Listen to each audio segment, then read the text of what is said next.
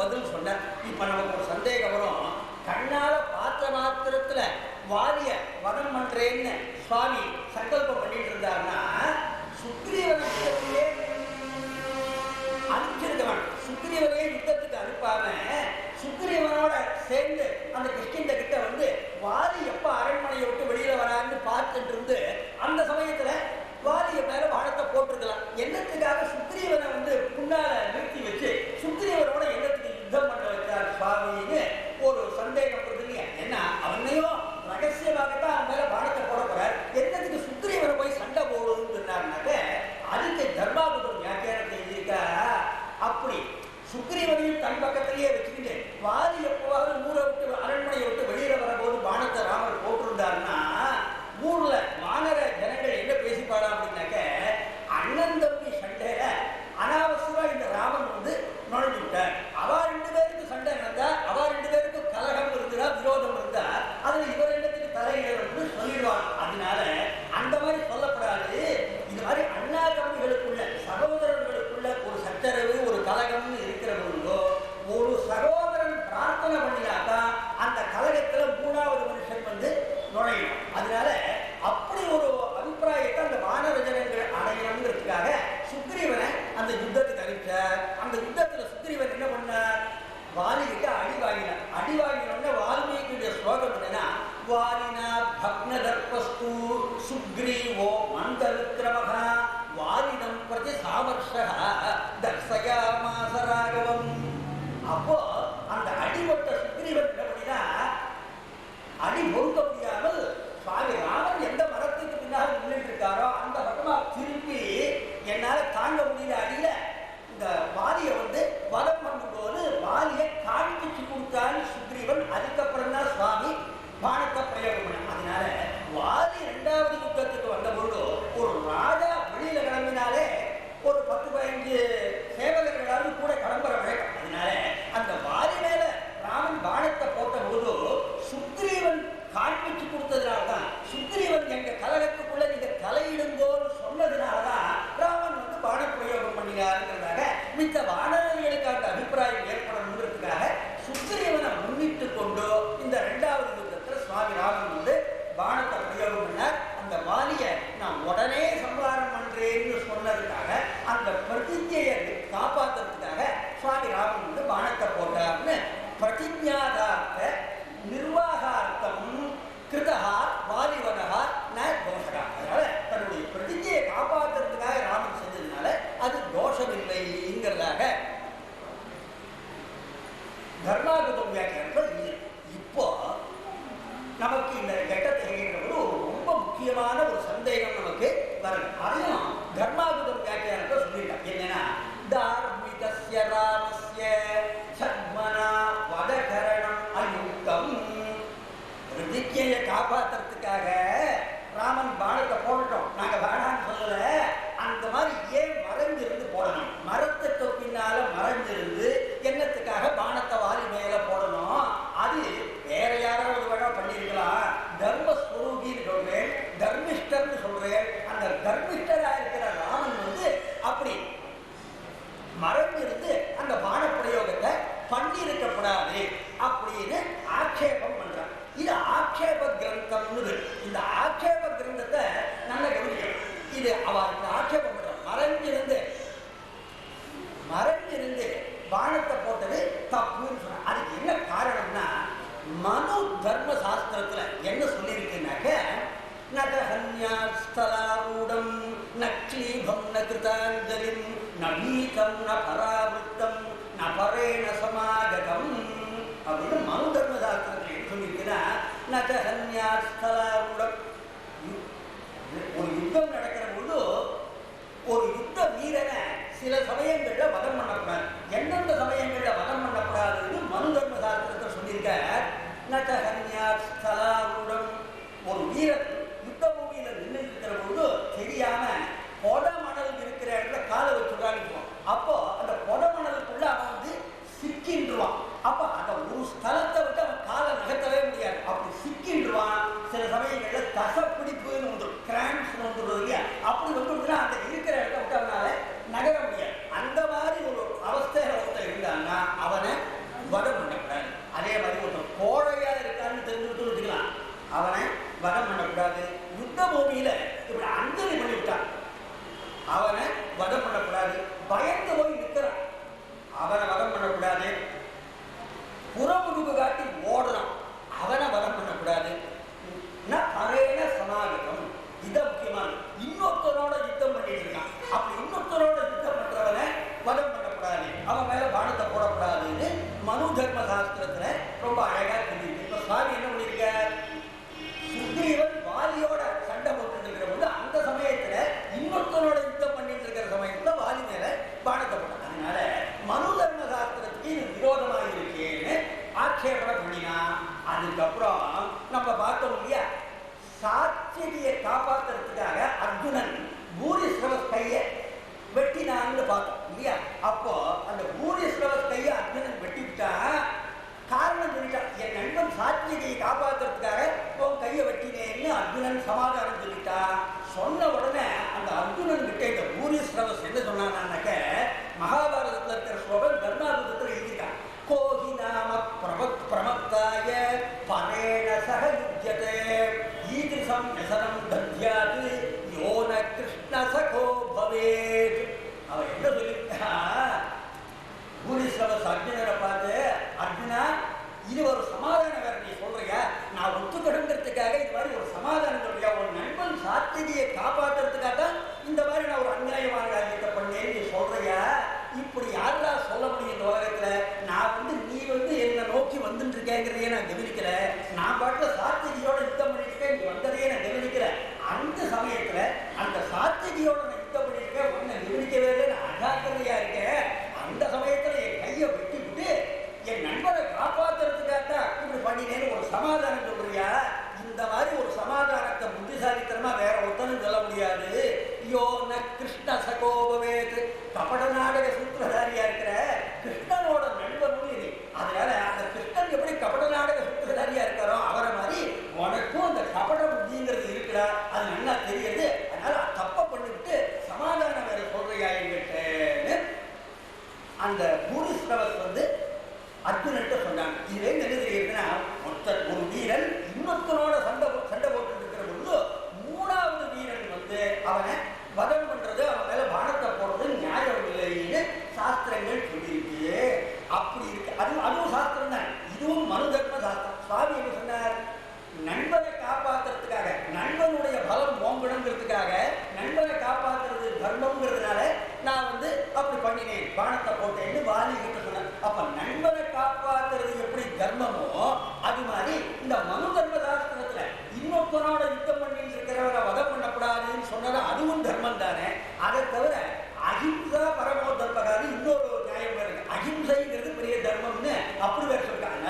மனு தர்ம சாஸ்திரத்துல இன்னொருத்தனோட யுத்தம் பண்றவனை அடிக்காதேன்னு சொல்லிட்டு அஹிம்சைங்கிறது வேற பெரிய தர்மம். அப்படி இருக்கிற அந்த ரெண்டு தர்மத்தையும் விட்டுவிட்டு என்னத்துக்காக நண்பனை காப்பாற்றணுங்கிறதுக்காக இப்படி பானத்தை போட்டார் ராமன்னு இந்த உலகத்துல நிறைய பேர் இந்த கேள்வியை தான் கேட்கிறாங்க. எப்படி மறைந்திருந்து இந்த பானத்தை எதுக்காக போட்டார்னு கேட்கிறாங்க. இதுக்கு தர்மாபுதம் வியாக்கியானத்துல பதில் சொல்லியிருக்காங்க. முதல்ல என்ன சொல்ற, இந்த மாதிரி ஆட்சேபனை பண்றவா நிறைய பேர் இருக்கு அந்த உலகத்துல. அஜ்ஞானத்தினால ஆட்சேபனை பண்றவா, காமர ஜனங்கள் தான் இப்படி ஆட்சேபனை பண்றா. அந்த மாதிரி இருக்கிறவங்க இந்த உலகத்துல நிறைய பேர் இருக்கா. அப்படி அவ ஆட்சேபனை பண்றது நம்ம என்ன பதில் சொல்லலாம், இதுக்கு பாசிபிள் ஆன்சர் என்ன அப்படின்னாக்க, ஒரு பாசிபிள் ஆன்சர் என்னன்னாக்க தர்மாபுதத்தை இருக்கா, ஆபத் தர்மம் அனுசுத்திய ராமகிருதः பராங்முக வாலிவதः ந தோஷாய. ராமன் இந்த மாதிரி பானத்தை போட்ட சமயத்துல அவன் ஆபத் தர்மம்னு ஒண்ணு இருக்கு, அந்த ஆபத் தர்மத்தை அனுசரிச்சு இந்த மாதிரி மறைஞ்சிருந்து பானத்தை போட்டார்னு சொல்றதுக்கு, இந்த பதில சொல்றதுக்கு ஒரு வாய்ப்பு இருக்கு. இது ஒரு பாசிபிள் ஆன்சர்ங்கிறதாக சொல்லியிருக்காங்க. ஆபத் தர்மம்ங்கிறது என்ன அப்படின்னாக்க, இப்ப சுவாமி ஏன் ஆபத் தர்மத்தை உபயோகப்படுத்திட்டாருன்னு சொல்றதுக்கு ஒரு வாய்ப்பு இருக்கு. எப்படின்னாக்க, சுவாமிக்கு பெரிய சக்கரவர்த்தியினுடைய திருமகனா பிறந்தார், அவருக்கு தான் நியாயமா ராஜ்யம்ங்கிறது வந்திருக்கணும். ஜேஷ்ட புத்திரனா பிறந்தார், அவருக்கு தான் ராஜ்யம்ங்கிறது வந்திருக்கணும். அந்த ராஜ்யத்தை கைகை புடுங்கி பரதனுக்கு கொடுத்தார். ராஜ்யம்ங்கிறது போயிடுச்சு. அது மட்டும் இல்ல, வனவாச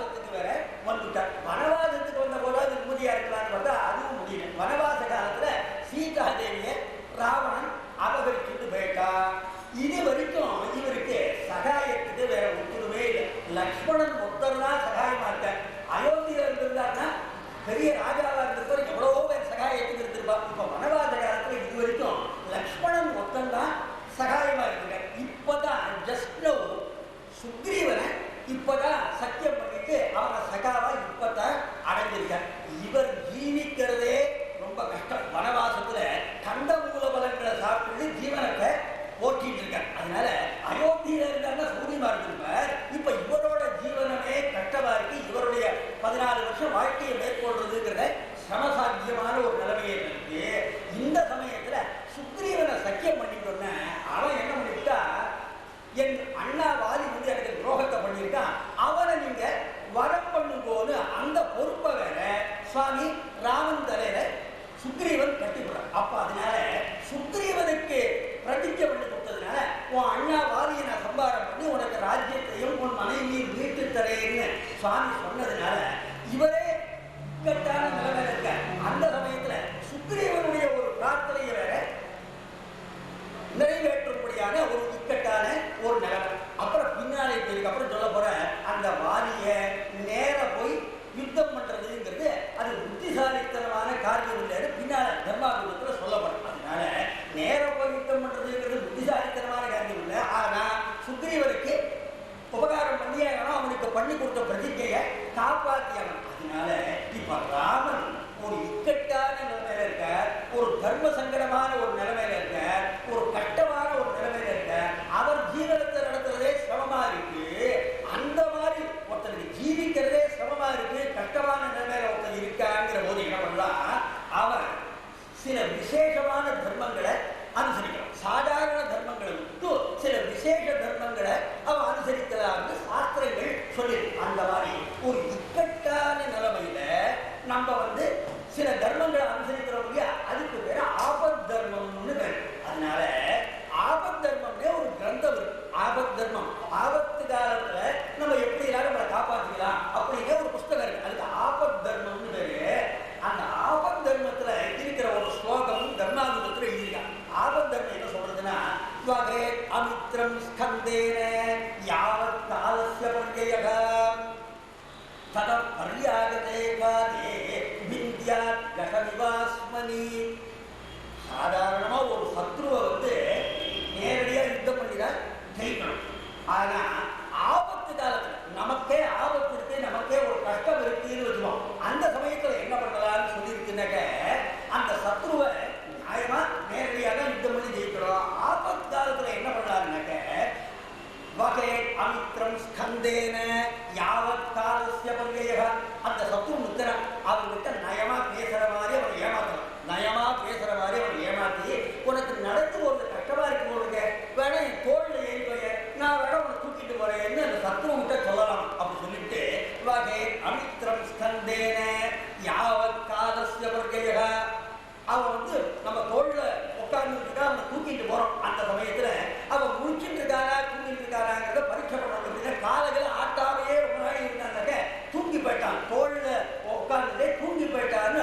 அந்த மாதிரி சமயத்துல வகே அமித்ரம் ஸ்கந்தேன யாவத் காலஸ்ய பர்யயக தத பர்யாகதே காலே. தோல்ல உட்கார்ந்து அசந்து போயிருக்கான்னு உனக்கு தெரிஞ்சதுன்னா அந்த சமயத்துல என்ன ஒண்ணு வித்யாத் கஷவிவாஸ்மனி.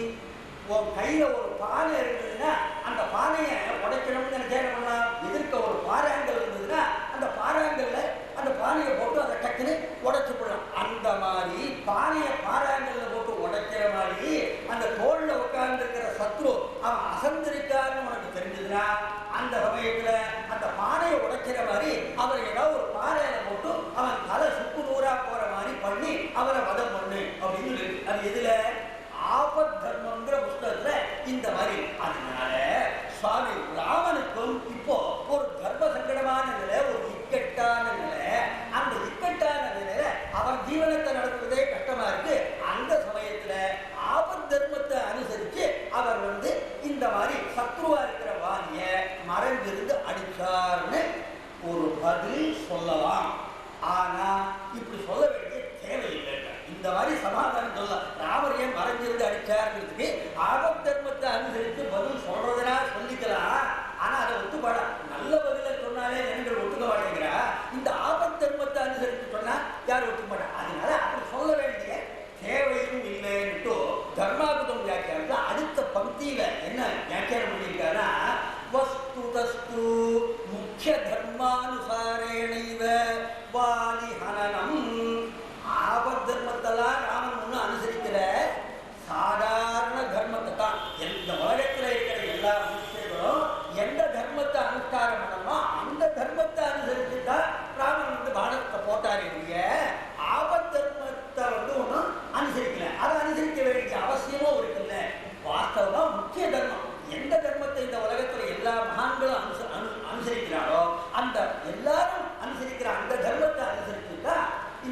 ராமன் வந்து இந்த மறைஞ்சிருந்து பானத்தை போட்டதுன்றதாக தர்மாபுரத்தில் சொல்லிவிட்டேன்.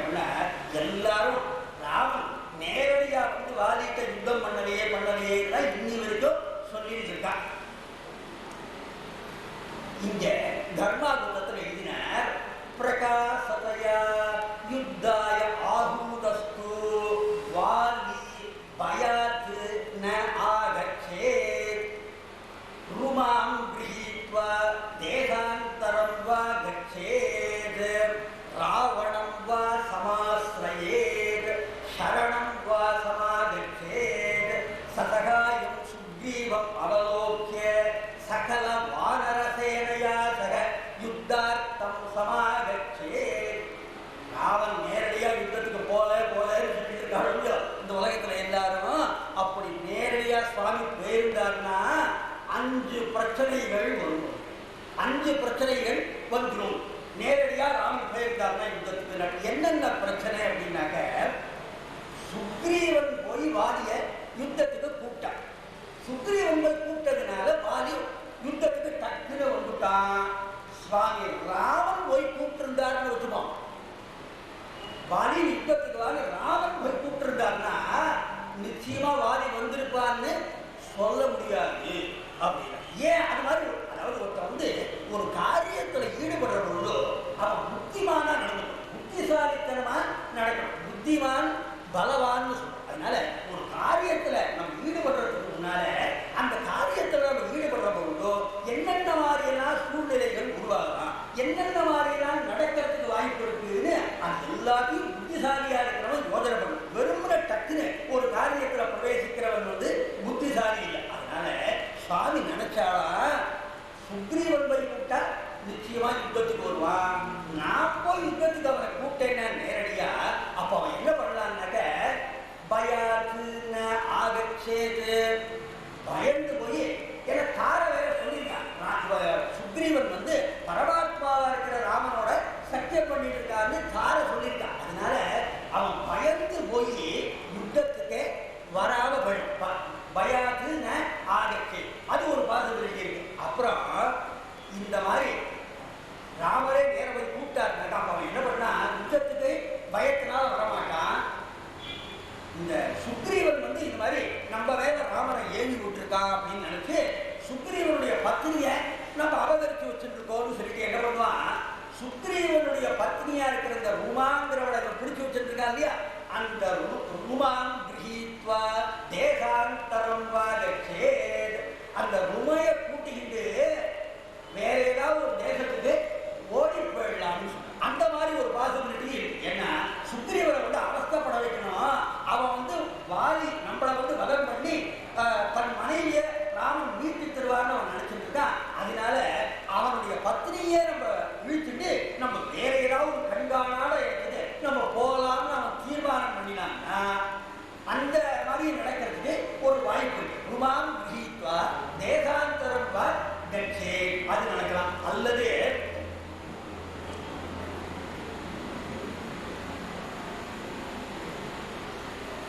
இந்த மாதிரி ரெண்டாவது மாதிரி அப்போ முதல்ல பயத்தினால அவன் யுத்தத்துக்கே வரமாட்டான், அல்லது ருமைய அழைச்சிட்டு வேற தேசத்துக்கு போயிடலாம். அல்லது மூணாவது பாசிபிலிட்டி என்னன்னா ராவணம் வா சமாஸ்ரயே ஏற்கனவே ராவணனை ஜெயிச்சிருக்கா, ராவணனோட சக்கியம் பண்ணிட்டு இருக்கான். அதனால ராமரே ஒரு யுத்தத்துக்கு வான்னு கூப்பிடுற சமயத்துல இவன் கிருஷ்ணனை விட்டு ஓடி போய் லங்கையில ராவணனோட சக்கியத்தை பண்ணிக்கலாம். அப்போ இந்த மாதிரி 3 காரியம் பண்ணலாம். பயத்தினால வராம இருக்கலாம் யுத்தத்துக்கு, அல்லது ருமையை அழைச்சிட்டு வேற தேசத்துக்கு போயிடலாம், அல்லது லங்கைக்கு போய் ராவணனோட சக்கியம் பண்ணிக்கலாம். இந்த மாதிரி 3 சான்ஸ் இருக்கு.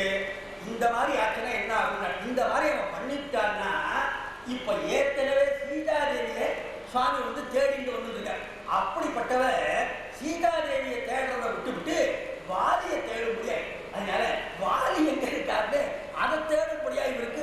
அதனால அப்படி வாலியை தேடிட்டு போனார்னா அப்ப என்ன ஆயிடும், சுக்ரீவனுக்கு என்ன பிரதிஜை பண்ணி கொடுத்துருக்காரு, நான் எப்போ என் கண்ணால அவனை பார்க்கிறேனோ, அவனை வதம் பண்ணணும்னு முடிவெடுத்தோன்னு எப்போ என் கண்ணால அவனை பார்க்கிறேனோ அந்த க்ஷணத்திலேயே அவனை வதம் பண்றேன்னு பிரதிஜை பண்ணி கொடுத்துருக்காரு. அதனால இந்த மாதிரி 3 காரியங்களை வாலி பண்ணி அவன் ஓடி போயிட்டாருனாக்க சீதையை தேடுறதை விட்டுட்டும் வாலியை தேடிட்டு போனாக்க தேடி பிடிச்சி கண்டுபிடிச்சு அவனை வதம் பண்ணினா என்ன ஆயிடும்? சுக்ரீவருக்கு பண்ணி கொடுத்த அந்த பிரதிஜை கொள்ளும் அது தாமசம். அந்த பிரதிஜையை உடனே நிறைவேற்ற முடியாது. வாலியை கண்டுபிடிச்சாதான் அந்த பிரதிஜையை நிறைவேற்ற முடியும். அதனால இந்த மாதிரி 3 விதத்துல அந்த வாலி நடந்துட்டான்னா சிக்கல் இருக்கு, அதுல பிரச்சனை இருக்கு. அப்போ என்ன ஆகும்? தர்மாகுண்டத்துல அப்படி ஆயிடுச்சுன்னா பூர்வ பிரதிஜாத காலாதிபாதஸ்ய சுக்ரீவனுக்கு பண்ணி கொடுத்தாரோன்னு சுவாமி சத்தியம். நான் அவனை எவ்வளவு சீக்கிரம் வரம் பண்ண முடியுமோ அவ்வளவு சீக்கிரம் பண்றேன்னு சொல்லி கொடுத்தாங்க. சத்தியம் இருக்கு, அதை மீறினதாயிடும். சத்திய பிரதிஜையை சுவாமி மீறின மாதிரி. சத்தியத்தை மீறக்கூடாது, பிரதிஜையை மீறவே கூடாது. பிரதிஜையை மீறணும்னு வச்சுக்கலாம், அது பெரிய பாபம்னு சொல்லிட்டாங்க. அதுக்கு தர்மாகுலத்தில் இருக்க மகாபாரதத்துல மகாபிரஸ்தான பருவம்னு ஒன்று இருக்கு. அந்த மகாபாரதத்துல மகாபிரஸ்தான பருவத்தில் என்ன சொல்லியிருக்குன்னா, பஞ்சபாண்டவர்கள் கடைசியில என்ன பண்றாங்க, இந்த சரீரத்தோடையே நம்ம ஸ்வர்க்கத்துக்கு போகணும்னு அவர் தீர்மானம் பண்றாங்க. அப்ப பஞ்ச பாண்டவர்கள் திரௌபதி இவ எல்லாரும் சரீரத்தோடையே நம்ம சொர்க்கத்துக்கு போகணும்னு தீர்மானம் சங்கல்பம் பண்ணி அவர்களுக்கு யோக மார்க்கத்துல ஈடுபாடு, யோக சக்தியை வாழ்க்கை யோக மார்க்கத்துல அவ ஈடுபட்டு நம்ம சரீரத்தோடையே நம்ம சொர்க்கத்துக்கு போகணும்னு கிளம்புறோம். அதுக்கு மகாபிரஸ்தானம்னு பேர். அப்படி அவ கிளம்பி மேரு மலை இருக்கிற இடம் வரைக்கும் போயிடும். எந்த மேருமலைய சூரியன் பிரதட்சிணம் பண்ணிட்டு வந்தோ அந்த மேருமலை வரைக்கும் இந்த பஞ்சபாண்டவர்களும் திரௌபதியும் போயிடுறா. அந்த இடம் போற வரைக்கும் இவளுக்கு எந்த கஷ்டமும் இல்லை. அந்த மேரு பர்வதத்துக்கிட்ட இவ போன உடனே திரௌபதி கீழே விழுற உடனே பீமன் யுதிஷ்டரை பார்த்து கேட்கிறார், இவ்வளவு தூரம் வந்துட்டு இருந்தா திரௌபதி, இப்ப திரௌபதியே மேருமலை கிட்ட அவன் ஏன் அவர் கீழே விழுந்தான்னு கேட்கிறார். அதுக்கு பதில் சொல்றார், யுதிஷ்டர் ஏன் அவர் விழுந்தாங்கிறதுக்கு பதில் சொல்றார். அதுக்கப்புறம் சகதேவன் கீழே விழுந்தார், அதுக்கு என்ன காரணம்னு பீமன் யுதிஷ்டரை கேட்கிறார், அதுக்கும் பதில் சொல்றார். அதுக்கப்புறம் நகுல் அவர் கீழே விழுந்தார், அதுக்கு என்ன காரணம்னு பீமன் கேட்டா அதுக்கு யுதிஷ்டர் பதில் சொல்றார். அப்புறம் 4ஆவதாக அர்ஜுனன் கீழே விழுந்தார். அர்ஜுனன் கீழே விழுந்தா பீமன் யுதிஷ்டரை பார்த்து கேட்கிறான், அர்ஜுனனும் கீழே விழுந்துட்டானே ஏன் விழுந்தான்? அவள விழுந்ததுக்கும் காரணம் இல்லை. அதே மாதிரி யுதிஷ்டர் அர்ஜுனன் ஏன் விழுந்தாங்கிறதுக்கு காரணம் என்ன சொல்றாருனாக்க, ஏகான்னா நிர்தகேயம் வை சத்ருன் கிச்சர்ஜுனோ பிரவீத் நகைதத் கிருதவான் யேஷு சுரமானி ததோபதத். அதாவது இந்த மகாபாரத யுத்தம் நடந்தது குருக்ஷேத்திரத்துல பாண்டவர்களுக்கும் கௌரவர்களுக்கும் அந்த யுத்தம் நடந்த பொழுது இந்த அர்ஜுனன் ஜவடால என்ன சொல்லிவிட்டாருனாக்க, அண்ணா தர்மபுத்திரரை பார்த்து அர்ஜுனன் சொன்னான், ஏகான்னா நிர்தகேயம் வை சத்ருன் இச்சர்ஜுனோ பிரவீத். அண்ணா பாருங்க, இந்த கௌரவ சைன்யத்தை ஒரே நாளிலே நான் சம்ஹாரம் பண்ணிக்கிறேன்னு ஒரு பிரதிஜை பண்ணினான். ஆனா அது மாதிரி முடிஞ்சதோ? மகாபாரத யுத்தம் 18 நாட்கள் நடந்தது. அதனால அவன் சொன்ன பிரதிஜையை அர்ஜுனனால காப்பாற்ற முடியல. அதனால சொன்ன பிரதிஜையை காப்பாற்றாதனால சூரமானி ததோபதத், அந்த தான் பண்ணிய பிரதிஜையை காப்பாற்ற முடியாம அவனுக்கு போறதுனால அவன் கீழே விழுந்துட்டான். அதனால பிரதிஜையை காப்பாற்றலைன்னா அது தவறு, அது பெரிய பாவம்ங்கிறது தெரியும். அதனால சுவாமி நினைச்சார், அதனால இந்த வாதி எங்கேயாவது ஓடி போய் அவனை தேடும்படி ஆயிடுச்சுன்னா இந்த முன்னால நம்ம இந்த பண்ணின அந்த பிரதிஜையை நம்ம காப்பாற்ற முடியாதுன்னா அர்ஜுனனுக்கு அந்த தோஷம் வந்தது இல்லையா, அந்த மாதிரி சுவாமிக்கும் தோஷம் வந்துருக்கலாம். அதனால சுவாமி நினைச்சார், அந்த மாதிரி அவன் போயிட்டான்னா நமக்கு சிக்கலா போயிடும்னு சுவாமி நினைச்சார். அதாவது ஒரு காரியத்தில் நம்ம ஈடுபடுற பொழுதோ கடைசி வரைக்கும் அந்த காரியத்தில் போய் அதை நிறைவேற்ற முடியுமான்னு பார்க்கறது தான் புத்திசாலித்தனம். குடுகுடுன்னு ஒரு காரியத்தில் ஈடுபட முடியாது. அதனால சுவாமி இப்படி யோசனை பண்ண. அதனால இது ஒரு காரணம். அப்புறம் 4வது சிக்கல், நேரடியா யுத்தத்துக்கு போனா என்னன்னாக்க, சரணம் வா சமாகச்சேத். இந்த வாலி யாருன்னா அவனும் தேவதைகளுடைய காரணத்துக்காக ராவணனை வதம் பண்றதுக்காக இந்த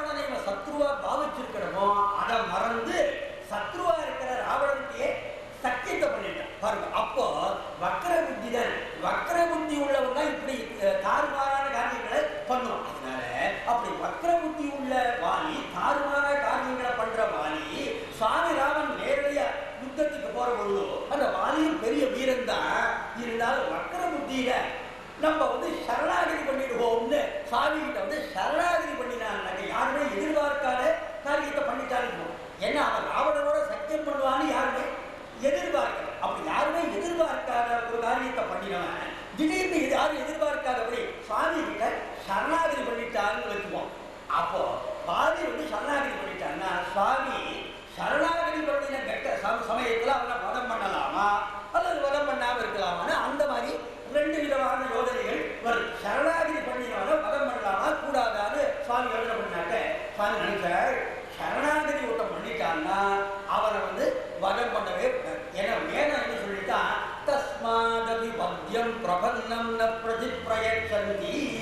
ஒருத்தன் சரணாகதி பண்ணிட்டான்னா அவனை வதம் பண்ணவே கூடாது. அப்படி வதம் பண்ணினா அது தோஷம்னு சொல்லியிருக்க. அதனால சரணாகதி வாதி பண்ணிட்டான்னா அவனை வதம் பண்ண முடியாது. அப்படி வதம் பண்ணலைன்னா என்ன ஆயிடும், சுக்ரீவனுக்கு பண்ணின பிரதிஜை மீறப்பட்டதாய், அது பிரதிஜைக்கு விரோதமாகும். சுக்ரீவன் கிட்ட வாதியை வதம் பண்றேன்னு அதுக்கு விரோதமாகும். அப்ப பிரதிஜா விரோதம்ங்கிறது ஏற்பட்டுடும். அது சரி, அவன் சரணாகதி பண்ணினவனை வதம் பண்ணவானா அவனையும் நண்பரா சேர்த்துக்கலாம். சுக்ரீவன் மாதிரி நண்பரா அவனை சேர்த்துக்கலாம்னா அதுவும் தப்பாகும், அதுவும் ரசகாரம். அவனை மதம் பண்ணினாலும் அது தப்பு, அவனை ஏத்துண்டாலும் அதுவும் தப்பாயிடும். ஏன் ஏத்துண்டா என்ன தப்பாகும் அப்படின்னாக்க அதை ஸ்காந்த புராணத்தை அதை சொல்லிட்டான். அபயம் வாலினே தத்தே பிரதிஜா பரிஹீயதே ராவணஸ்ய சகாவாதி ராவணோ விப்ரதேத்துமாம் ராவணஸ்ய வதாபாவாதி அவதார பலம் நகி. சரணாகதி பண்ணினவனை வதம் பண்ணினோம்னா அது தப்பு. சரணாகதி பண்ணின வதம் பண்ணினா தப்பு. வதம் பண்ணாம அவன் சரணாகதியை ஏற்றுட்டோம்னாக்க அவனும் இவாளுக்கு நண்பராயிடும். அப்படி ஆயிட்டான்னா அப்போ வாதிய வதம் பண்றேன்னு சொல்லியிருக்காரோ இல்லையா அந்த பிரதிஜையை மீறினதாயிடும். அது மட்டும் இல்ல, வாதி சரணாகதி பண்ணிட்டாங்கிறது ராவணனுக்கு தெரிஞ்சுதான். ராவணன் என்னப்பா, வாதி நம்மள யுத்தத்துல ஜெயிச்சான், அந்த நம்மள ஜெயிச்ச அந்த வாதியை சுவாமி ராமன் கிட்ட சரணாகதி பண்ணிட்டான்னு ராவணனும் சுவாமி கிட்ட சரணாகதி பண்ணிட்டாங்கன்னா ராவணனை வதம் பண்ண முடியாது. அப்போ வாதி சரணாகதி பண்ணாங்கன்னா வாதியுடைய சரணாகதியை ஏற்றுட்டாருன்னா சுக்ரீவனுக்கு பண்ணின பிரதிஜையை மீறினதாயிடும். ராவணனும் சரணாகதி பண்ணினான்னா அந்த சரணாகதி ஏற்றுட்டாங்க தேவதைகளுக்கு நான் ராவணனை சம்பாரம் பண்றேன்னு பிரதிஜை பண்ணியிருக்கார் நாராயணன், அந்த பிரதிஜையை மீறினதாயிடும். அதனால அவன் சரணாகதி பண்ணினான்னா அப்பவும் இடங்கள்ங்கிறது இருக்கு, அதுவும் சிக்கலாவது, அதுவும் பிரச்சனையா இருக்கு. சுவாமி யோஜனை பண்ணார். அதுக்கப்புறம் சுவாமி நேரடியா யுத்தத்துக்கு போய் வாலியை கூப்பிட்டாருன்னா அப்ப அவன் என்ன யோஜனை பண்ணலாங்க, சசகாயம் சுக்ரீவம் அவலோக்கிய சகல வானர சேனையா சக யுத்தார்த்தம் சமாகச்சே. சுவாமி நேர போய் அவனை வாலியை யுத்தத்துக்கு கூப்பிட்டார். அரண்மனையிலிருந்து பார்க்கறான்.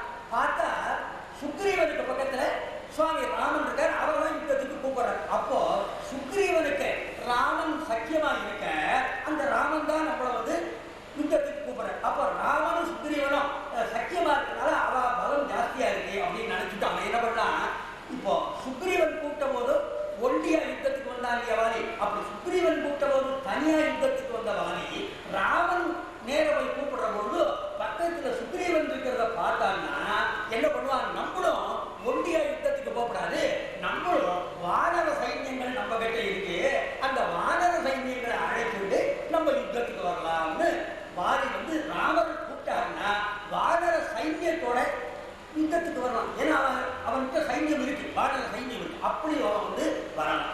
அப்படி வந்தான்னா அதுலயும் சிக்கல் இருக்கு. என்ன சிக்கல்னா,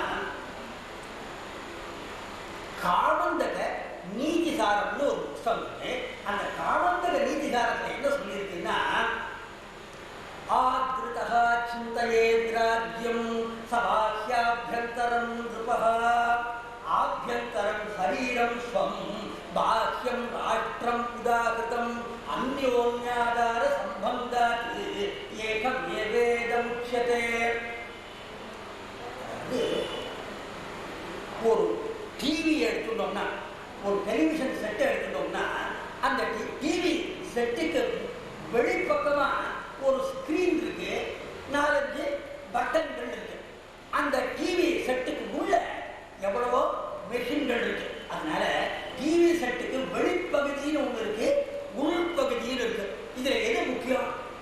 ரெண்டுமே முக்கியம் தான். வெளிப்பகுதியும் முக்கியம், உள்பகுதியும் முக்கியம். ஏதாவது ஒண்ணு சரியில்லைனாலும் அதுக்கு சக்தி இருக்காது. அதனால அந்த மாதிரி ரெண்டும் அதுக்கு முக்கியமா இருக்கு. அதே மாதிரி ஒரு ராஜாவுக்கு ராஜாங்கம்னு சொல்ற முடியும். அந்த ராஜாவினுடைய ராஜாங்கம்ங்கிறதுக்கு 2 பகுதி இருக்குல்ல.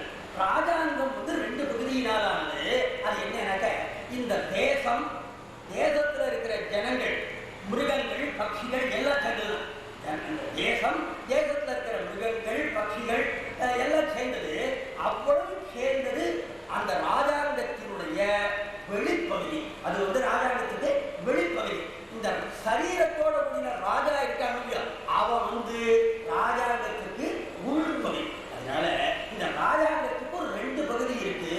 அதனால ஒரு ராஜாவா இருக்கிறவன் என்ன பண்ணுவான்னா, அவன் சரீரம் ராஜாங்கத்துக்கு உள்பகுதியா இருக்கனால அதை ஜாக்கிரதையா பார்த்துக்கணும். ஏன்னா அதுல ஏதாவது போட இந்த தேசம் ராஜாங்கம் சுபிட்சமா இருக்காது. அதனால ஒரு ராஜாவா இருக்கிறவன் தன் சரீரத்தை ஜாக்கிரதையா பார்க்கணும். அது எல்லாருக்குமே பொறுத்து. சுவரை வச்சுன்னா சித்திரம் எழுதணும்னு சொல்றாங்க. அதனால ராஜாவா இருக்கிறவன் தன்னுடைய சரீரத்தையும் பாதுகாக்கணும், தன்னை பாதுகாக்கணும். அது ராஜாங்கத்துக்கு உள்பகுதியா.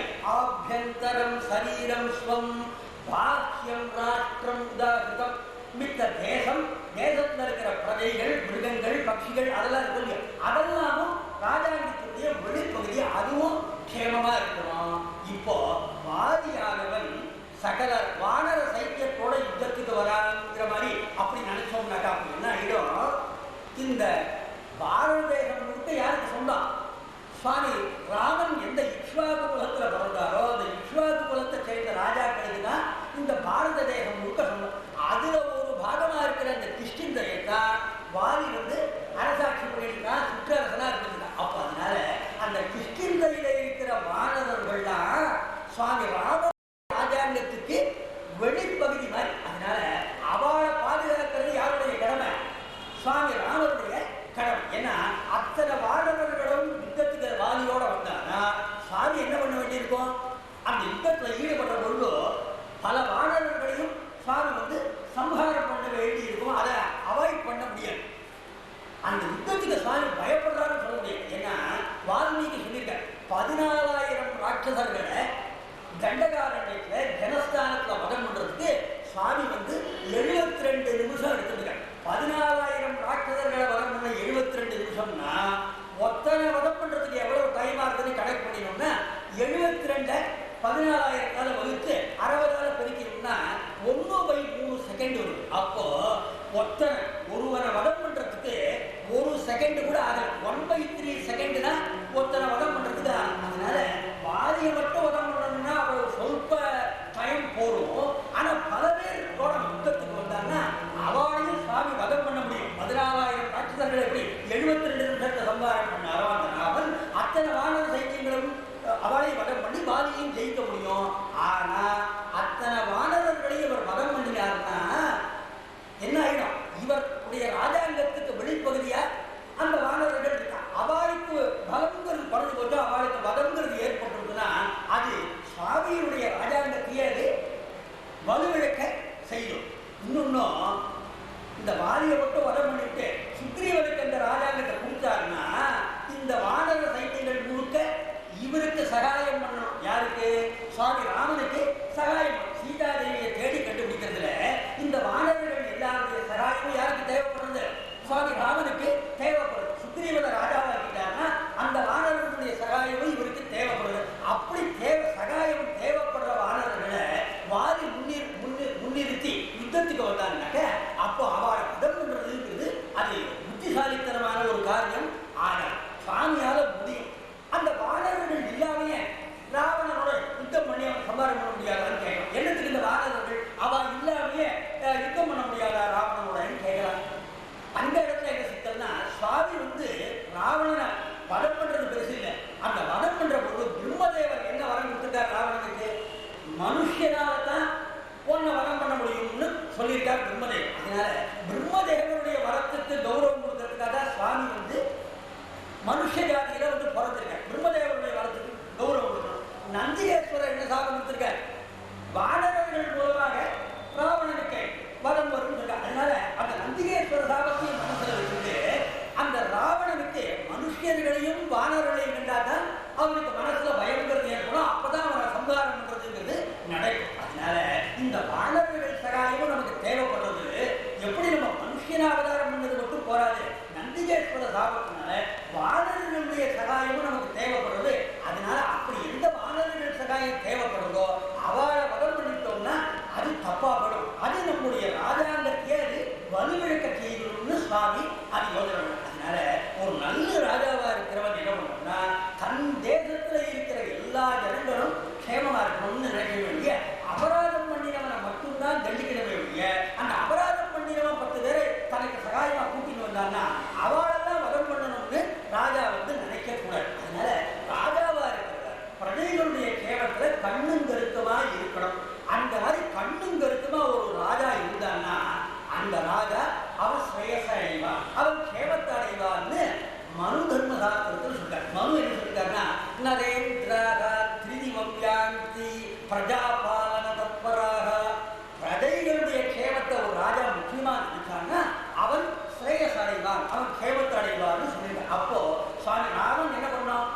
தன்னுடைய தேசத்தை சேர்ந்தவாங்க இந்த மாணவர்களும் பாரத தேசத்துல தான் இருக்கா, அவா சகாயம் தனக்கு வேணுங்கிறதுனால அவ கேவத்தையும் சுவாமி யோஜனை பண்ணும். அதனால சுவாமி என்ன பண்ணால் அந்த பிரஜைகளை வான பிரஜைகள் தான் அவளை சம்ரட்சணம் பண்றது நியாயம், அதுதான் நம்ம பண்ண வேண்டிய தர்மம்ங்கிறதாக நினைச்சு அந்த மனுதர்ம சாஸ்திர பிரகாரம் அவளை எப்படி பந்தோபஸ்து பண்ணலாம்னு நினைச்சு, அதனால நேரடி யுத்தத்துக்கு போனாதான் இந்த சிரமம் வரும். அதனால சுவாமி அதை யோஜனை பண்ணுறாரு. அதுக்கப்புறம் ஒரு ராஜா சரி இந்த வானவர்களை வாலி கூட்டின்னு வந்தா வாழ்க்கை அரண்மனை கூட்டின்னு வந்தா அப்ப சுவாமி எல்லாரையும் சேர்ந்து கண்மூடித்தனமா வதம் பண்ண வேண்டியதானே கேட்கலாம். அப்படி பண்ணக்கூடாது. ஒரு நல்ல ராஜாவா இருக்கிறவா அப்படி பண்ணக்கூடாதுன்னு ராஜ தர்மம்ங்கிற அந்த கிரந்தத்துல என்ன சொல்லியிருக்காங்கன்னாக்க தண்டநீதிம் சமுத்ஸ்ருத்ய யதா காஸ்யேன பூமிபக பிரஜா கிருஷ்ணாத் சயோகேன பிரவர்த்தேக ததா கதிஹி. ஒரு ராஜாவினுடைய கடமை என்னன்னா எவன் தப்பு பண்ணினானோ அவனைத்தான் தண்டிக்கணும். தப்பு பண்ணாதவனை ராஜா தண்டிக்கவே கூடாது. கூடிய மட்டும் தப்பு பண்ணாதவரை தண்டிக்காம இருக்கிறதுக்கு ராஜா முயற்சி பண்ணணும். அதுதான் என்ன நீதி? தண்ட நீதி. தண்ட நீதிங்கிறது என்னன்னா தண்டனைகள் வழங்கறதுக்கான சட்டங்கள் இருக்கும்.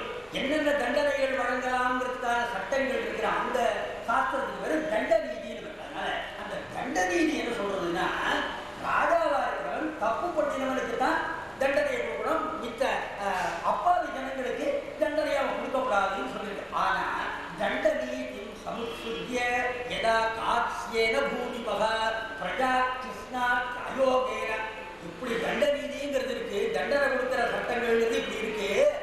அந்த சட்டங்களோட ஒரு ராஜா கொஞ்சம் கூட ஒட்டாமல், அந்த தண்ட நீதியோட ஒட்டாமல், அந்த தண்ட நீதிக்கு கட்டுப்படாமல் கண்ணாப்புனாரு எல்லாரையும் தண்டிக்கிறான்னு பிரஜா கிருஷ்ணா பிரயோகேன எல்லாரையும் தண்டிக்கிறான். அபராதம் பண்ணினவாழ மட்டும் தண்டிக்கணும். அது மாதிரி பண்ணாம அந்த அபராதம் பண்ணினவன் 10 பேரை தனக்கு சகாயமா கூட்டின்னு வந்தான்னு கம்பல் பண்ணி 10 பேரை அவன் சகாயத்துக்கு கூட்டின்னு வந்தான்னா அவனே ஒரு ராஜா தண்டிச்சான்னாக்க அப்ப என்ன தெரிஞ்சுக்கலாங்க? பிரவர்த்தேக ததா கலிஹி, கலியுகம் ஆரம்பிச்சுட்டு தெரிஞ்சுக்கணும். அந்த மாதிரி ராஜாக்கள் இருந்தாங்க கலியுகம் ஆரம்பிச்சுட்டு நினைச்சுக்கோங்க. அதனால ஒரு ராஜாவா இருக்கிறவன் அப்பாவி ஜனங்களுக்கு கெடுதல் வரணும்னு அவன் நினைக்கவே கூடாது. அவன் யார் அபராதம் பண்ணாலும் அபாரத்தான் தண்டிக்கணும். அதனால வாலியானவன்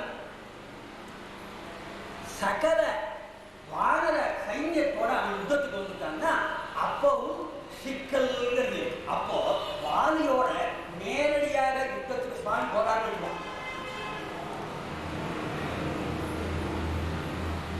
வாலியோட சுவாமி நேரடியாக யுத்தத்துக்கு போற பொழுது வாலி சைன்யங்களோட வந்தாங்கன்னா யுத்தத்துக்கு வந்தாங்கன்னா அப்போ இந்த பிரச்சனை வருது. அப்படி இல்லாம வாலி நேரடியாக விட்டுட்டாங்க. சைன்யத்தையே அவன் கூட்டிட்டு வரல. சுக்ரீவனோட யுத்தத்துக்கு எப்படி வந்தபோது தனியா வந்தானோ அது மாதிரி அவன் தனியாவே வந்தான்னு வச்சுக்கோம். அப்ப என்ன ஆயிடும், பிரம்மதேவர் வாலிக்கு ஒரு வரம் கொடுத்துட்டார். என்ன வரம் கொடுத்துருக்காருன்னா, ஆபுயவாலினம் பிரம்மா ததௌத்தே வரமுத்தமம் பிரதீப பக்தினோ பூயாத் அர்த்தம் பலமரிந்தமா. வாலிக்கு பிரம்மதேவர் என்ன வரம் கொடுத்துருக்காருன்னா, உன்னோட யாராவது யுத்தத்துக்கு எதிர்க்க வந்தானா வரவாளுடைய பலத்துல பாதி பலம் உனக்கு வந்துரும்னு சிருஷ்டிகர்த்தாவா இருக்கிற பிரம்மதேவர் வாலிக்கு இந்த வரத்தை கொடுத்தார். எதுக்காக கொடுத்தாருன்னா, அவர் என்ன நம்பி இந்த வரத்தை கொடுத்தாருன்னா, வாலி பூலோகத்தை போய் பிறக்க போறான், நம்ம எல்லா வானர்களையும் ராவண சம்பாரத்துக்காக சிருஷ்டி பண்ணபடி பண்ணியிருக்கோம். அதனால இந்த வாலியும் ராவண சம்பாரத்துக்கு கைங்கரியம் பண்ண போறான்னு நினைச்சுக்கிட்டு இந்த மாதிரி பிரம்மதேவர் ஒரு வரத்தை கொடுத்துட்டார். ஆனா வக்ர புத்தி உள்ள இவன் என்ன பண்ணிவிட்டான், ராவணனோட போய் சத்தியத்தை பண்ணிவிட்டான். அதனால பிரம்மதேவருடைய வரத்துக்கு யார் கௌரவம் கொடுக்கல, வாலியானவன் கௌரவம் கொடுக்கல, பிரம்மதேவரை அலட்சியப்படுத்திட்டான். அவர் என்ன நோக்கத்தோட வரத்தை கொடுத்தாரோ அதை நான் அலட்சியப்படுத்திட்டோ அதுக்கு விபரீதமாக வக்ர புத்தி உள்ள வாலி ராவணனோட போய் சத்தியத்தை பண்ணிவிட்டான். அதனால அவன் அப்படி பண்ணான். பிரம்மதேவனுடைய வரத்துக்கு கௌரவம் கொடுக்காம அவன் இருக்கிறான். சாமியாலே அப்படி பண்ண முடியும். வாலியோட நேர யுத்தத்துக்கு போற பொழுது தன் பலம் வாலிக்கே போகாதபடி பிரம்மதேவனுடைய வரத்தை மீறி நடக்க யாராலையும் முடியும், சிவன் நாராயணனாலே அப்படி முடியும். ஆனா அப்படி பண்ணினார்னா பிரம்மதேவனுடைய வரத்துக்கு சுவாமி கௌரவம் கொடுக்கலன்னு அப்ப என்ன ஆயிடும், அப்படி சுவாமி கௌரவம் கொடுக்காம நடந்துட்டாங்கன்னா இந்த உலகத்துல எல்லாருமே பிரம்மதேவனுடைய கௌரவம் எடுத்து அவர் சொன்னபடி ராமனே நடக்கல, நாராயணனே நடக்கல, நம்மளாம் இடத்துக்கு அப்படி நடக்கணும்னு எல்லாரும் அப்படி கலந்துடும். அதனால வாதி அவன் வக்ர புத்தியா இருக்கிறதுனால அவன் பிரம்மதேவனுடைய வரத்தை அலட்சியப்படுத்தி மீறி நடந்தா கூட சுவாமி பிரம்மதேவனுடைய வரத்துக்கு கௌரவம் கொடுத்தாங்க. அதனால நேரடியா யுத்தத்துக்கு போய் வாலிய சம்ஹாரம் பண்றது பாதி பலம் அவருக்கு போயிடுச்சுனாக்க ராவணனை சம்ஹாரம் பண்றதுக்கு பூர்ணமான வீரியம் சுவாமிக்கு வேணும். அதனால சுவாமியுடைய பலம் பாதி போயிடுச்சுன்னா ராவண சம்ஹாரத்துக்கு பூர்ண வீரியம் இல்லாம போயிடுதுங்கிறதுனால சுவாமி. அதனால இந்த 5 சிக்கல்கள் எப்ப ஏற்படுறது, சுவாமி நேரடியாக யுத்தத்துக்கு போன ஏற்படும். அதனால பிரகாசதயா யுத்த கரணம் அங்கிதம் இந்த மாதிரி இவ்வளவையும் எழுதிட்டு கர்மாபுதம் வியாக்கியானத்தை இதை எப்படி முடிச்சாராக்க இந்த கட்டத்தை பிரகாசதயா யுத்த கரணம் அனுச்சிதம். ராமன் நேரடியா யுத்தம் பண்ண போறதுங்கிறது அது புத்திசாலித்தனம் இல்லை. It is not advisable. அது புத்திசாலித்தனம் இல்லை, போக முடியாது. இப்ப எல்லாரும் என்ன பேசிட்டு இருக்காங்க, நேரடியா யுத்தத்துக்கு அவரால போக சக்தி இல்லாதவர் மாதிரி பேசிட்டு இருக்காங்க. அப்படி கிடையாது. அப்படி நேர போறதுங்கிறது அது புத்திசாலித்தனமான ஒரு காரியமாக பிரகாசத்தையா யுத்த கரணம் அனுச்சிதம்னு எழுதிட்டார். சரி, அதுக்கப்புறம் சுக்ரீவன் கிட்ட என்ன வாக்குறுதி கொடுத்திருக்கார், வாலிய வதம் பண்ணுவேன், பார்த்த மாத்திரத்துல எப்ப அவனை பார்க்கிறேனோ கூடிய சீக்கிரமே அவனை வதம் பண்ணுவேன்னு பிரதிஜை பண்ணியிருக்கார். நேரடியா யுத்தத்துக்கு போகிறது அவர்கள் புத்திசாலித்தனம் இல்லை. அப்ப நேரடியா யுத்தத்துக்கு போறது புத்திசாலித்தனம் இல்லைன்னா எதை காப்பாற்ற முடியாது, சுக்ரீவனுக்கு பண்ணி கொடுத்த பிரதிஜையை காப்பாற்ற முடியாது. அப்போ என்ன பிரச்சனை வருதுன்னாக்க நேரடியா யுத்தத்துக்கு போறது புத்திசாலித்தனம் இல்லை, வாலிய வதம் பண்ணியே ஆகணும். அவன் எப்படி வதம் பண்ணியே ஆகணும். அப்படி வாலிய வதம் பண்ணி சுக்ரீவனுக்கு பண்ணின பிரதிஜையை காப்பாற்றி ஆகணும். அப்ப அதுக்கு என்ன வழின்னு அடுத்தது புத்திசாலியா இருக்கிறவங்க ஒரு யோஜனை பண்ணும். அப்படி யோஜனை பண்ற போது என்ன ஆகுதுன்னா, இந்த வாலி ஏதாவது தப்பு பண்ணியிருக்காங்கன்னு பார்த்தாக்க வானர ஜாதியில என்ன தர்மம்னா, ஒரு சகோதரன் மரணத்தை அடைஞ்சிட்டான்னா அவன் மரணத்தை அடைஞ்சதுக்கு அப்புறம் அவனுடைய பத்னிய இன்னொரு வானர சகோதரன் பத்னி அடையலாம். அது தப்பு இல்லை, அது அவனுடைய குலதர்மம், வானரனுடைய குலதர்மம். ஆனா இந்த வாலி என்ன பண்ணிட்டான்னா, சுக்ரீவன் உயிரோடு இருக்கிற பொழுது, சுக்ரீவன் ஜீவிச்சுட்டு இருக்கிற பொழுது சுக்ரீவனுடைய பத்னியா இருக்கிற அந்த ருமாங்கிறவட வாலி தன் பத்னியாக அவன் அபகரித்து வச்சுட்டான், பலாத்காரம் பண்ணி அடைஞ்சிட்டான். அதனால அவனுடைய குலதர்மத்தையே யார் மீறிட்டான், வாலி மீறிட்டான். அப்ப அதனால அப்படிப்பட்ட ஒரு பஞ்ச மகாபாதகங்கள்ல ஒன்னா இருக்கிற ஒரு பெரிய மகாபாதகத்தை அவன் பண்ணிட்டதுனால அதுக்கு பொருத்தமான தண்டனை மரண தண்டனை தான் போன உபன்யாசத்துல பண்ண. அதனால வாலி அபராதம் பண்ணிட்டான், ஒரு பெரிய மகாபாதகத்தை பண்ணிட்டான். அதுக்கு ஏற்ற தண்டனை என்ன, மரண அதனால அந்த மரண தண்டனையை எப்படி அவனுக்கு கொடுக்கலாம்னு அதை பத்தி சுவாமி வந்து யோசனை பண்ண. அப்போ தர்மாபுத வியாக்கியானத்தை எழுதினா காவந்தக நீதிசாரம்னு அந்த காவந்தக நீதிசாரம் என்ன சொல்லிருக்கான்னா பிரகாசஸ்ச பிரகாசஸ்ச தண்டோத்வித உச்யதே பிரகாச தண்டான் குர்வீத லோகத்விஷ்டான் ததா ரிபூன் தூஷ்யான் உபாம் சுதண்டேன ஹன்யாத் ராஜா விலம்பிதம். காவந்தக நீதிசாரம்ங்கிறது அது ஒரு பெரிய சட்ட புஸ்தகம், அது ஒரு பெரிய தர்மசாஸ்திரம், ஒரு பெரிய சட்ட புஸ்தகம் மாதிரி. அந்த காவந்தக நீதிசாரத்தில் என்ன சொல்லியிருக்குனாக்க நம்ம கேட்கலாம், இந்த காமந்தன் நீதிசாரங்கிறது கலியுகத்தில் எழுதப்பட்டது, சுவாமி அது பிரகாரம் யோசனை பண்ணாரான்னு. சுவாமிக்கு எல்லாம் தெரியும், சகல விதமான சட்டங்களும் அவங்களுக்கு தெரியும். அதனால பின்னால சுவாமி என்ன மனசில் நினைச்சாரோ அதே பிரகாரம் தான் இந்த காமந்தக நீதிசாரத்துல எழுதியிருக்காங்க. அதனால அந்த காமந்தக நீதிசாரத்தில் என்ன சொல்லிருக்காங்கன்னா இந்த தண்டனையில் இருக்கணும், பனிஷ்மெண்ட். ஒரு தப்பு பண்ணவாளுக்கு, ஒரு குற்றவாளிக்கு, ஒரு அபராதிக்கு ராஜாங்கத்தில் தண்டனை கொடுக்குறாங்களோ அந்த தண்டனைங்கிறது ரெண்டு விதமாக பிரிக்கலாம். தண்டனையை ரெண்டு விதமாக பிரிக்கலாம். இன்னைக்கு அப்படிதான் நடந்தது. தண்டனைகள்ங்கிறது ரெண்டு விதமா இருக்கு. என்னன்னா பிரகாசஸ்ச பிரகாசஸ்ச தண்டோத்வித உச்யதே. ஒரு விதமான தண்டனை என்னன்னா குற்றவாளிக்கு தெரியும்படியாகவும் மற்ற தேசத்து ஜனங்களுக்கு தெரியும்படியாகவும் தண்டனை கொடுத்தது. அதுக்கு வந்து பிரகாச தண்டகாது, எல்லாருக்கும் தெரியும்படி வெளிப்படையா தண்டனை கொடுக்கலாம். அது ஒண்ணு. இன்னொன்னு என்னன்னா உபாம் சுதண்டகா அல்லது அப்பிரகாச தண்டகா. அதாவது உலகத்துல ஒன்றுக்குமே தெரியாதபடி, குற்றவாளிக்குமே தெரியாதபடி தண்டனை. அதனால இந்த மாதிரி ரெண்டு விதமான தண்டனைகள் இருக்கு. இப்ப இந்த ரெண்டு விதமான தண்டனைகளை யார் யாருக்கு கொடுக்கலாம்னா காமந்தக நீதிசாரம் சொல்றது பிரகாச தண்டான் குர்வீத லோகத்விஷ்டான் ததா ரிபூன். லோகத்விஷ்டான் ததா ரிபூன். திருட்டு தொழில ஈடுபடும், வஸ்துக்களை திருடுறான் அல்லது ஒருத்தட்ட பணத்தை கடனா வாங்கிட்டு நீ எங்க கொடுத்தேன்னு சண்டித்தனம் பண்ணி அவனை ஏமாத்தணும் பார்க்குற, வஞ்சனை பண்ணணும் பார்க்குற, இதெல்லாம் சில குற்றங்கள். திருடுறது, வஞ்சனை பண்றது, ஏமாத்துறது, இதெல்லாம் குற்றங்கள். இந்த மாதிரி குற்றங்கள் சில பேர் பண்ற போது அதனால யார் பாதிக்கப்படுறா? சில ஜனங்கள் பாதிக்கப்படுறான். யார் வீட்டில் போய் திருடினானோ அவன் பாதிக்கப்படுறான், யாரை ஏமாத்தினானோ அவன் பாதிக்கப்படுறான். அதனால அந்த மாதிரி இருக்கிற குற்றங்கள் பண்றவாற இந்த உலக ஜனங்கள் என்ன பண்றாங்க, வெறுக்கிறாங்க.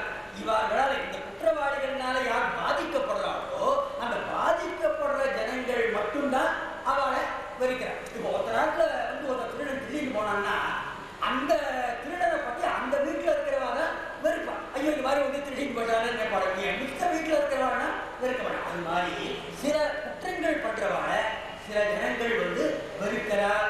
அந்த மாதிரி ஜனங்களை, அந்த மாதிரி குற்றவாளிகளை எப்படி பண்ணோம்னா அவளுக்கு தண்டனை கொடுக்குற போது அந்த குற்றவாளிக்கும் தெரியணும், இந்த ஜனங்களுக்கும் தெரிகிற மாதிரி தண்டனை கொடுக்கணும். அது வந்து பிரகாச தண்டனாது.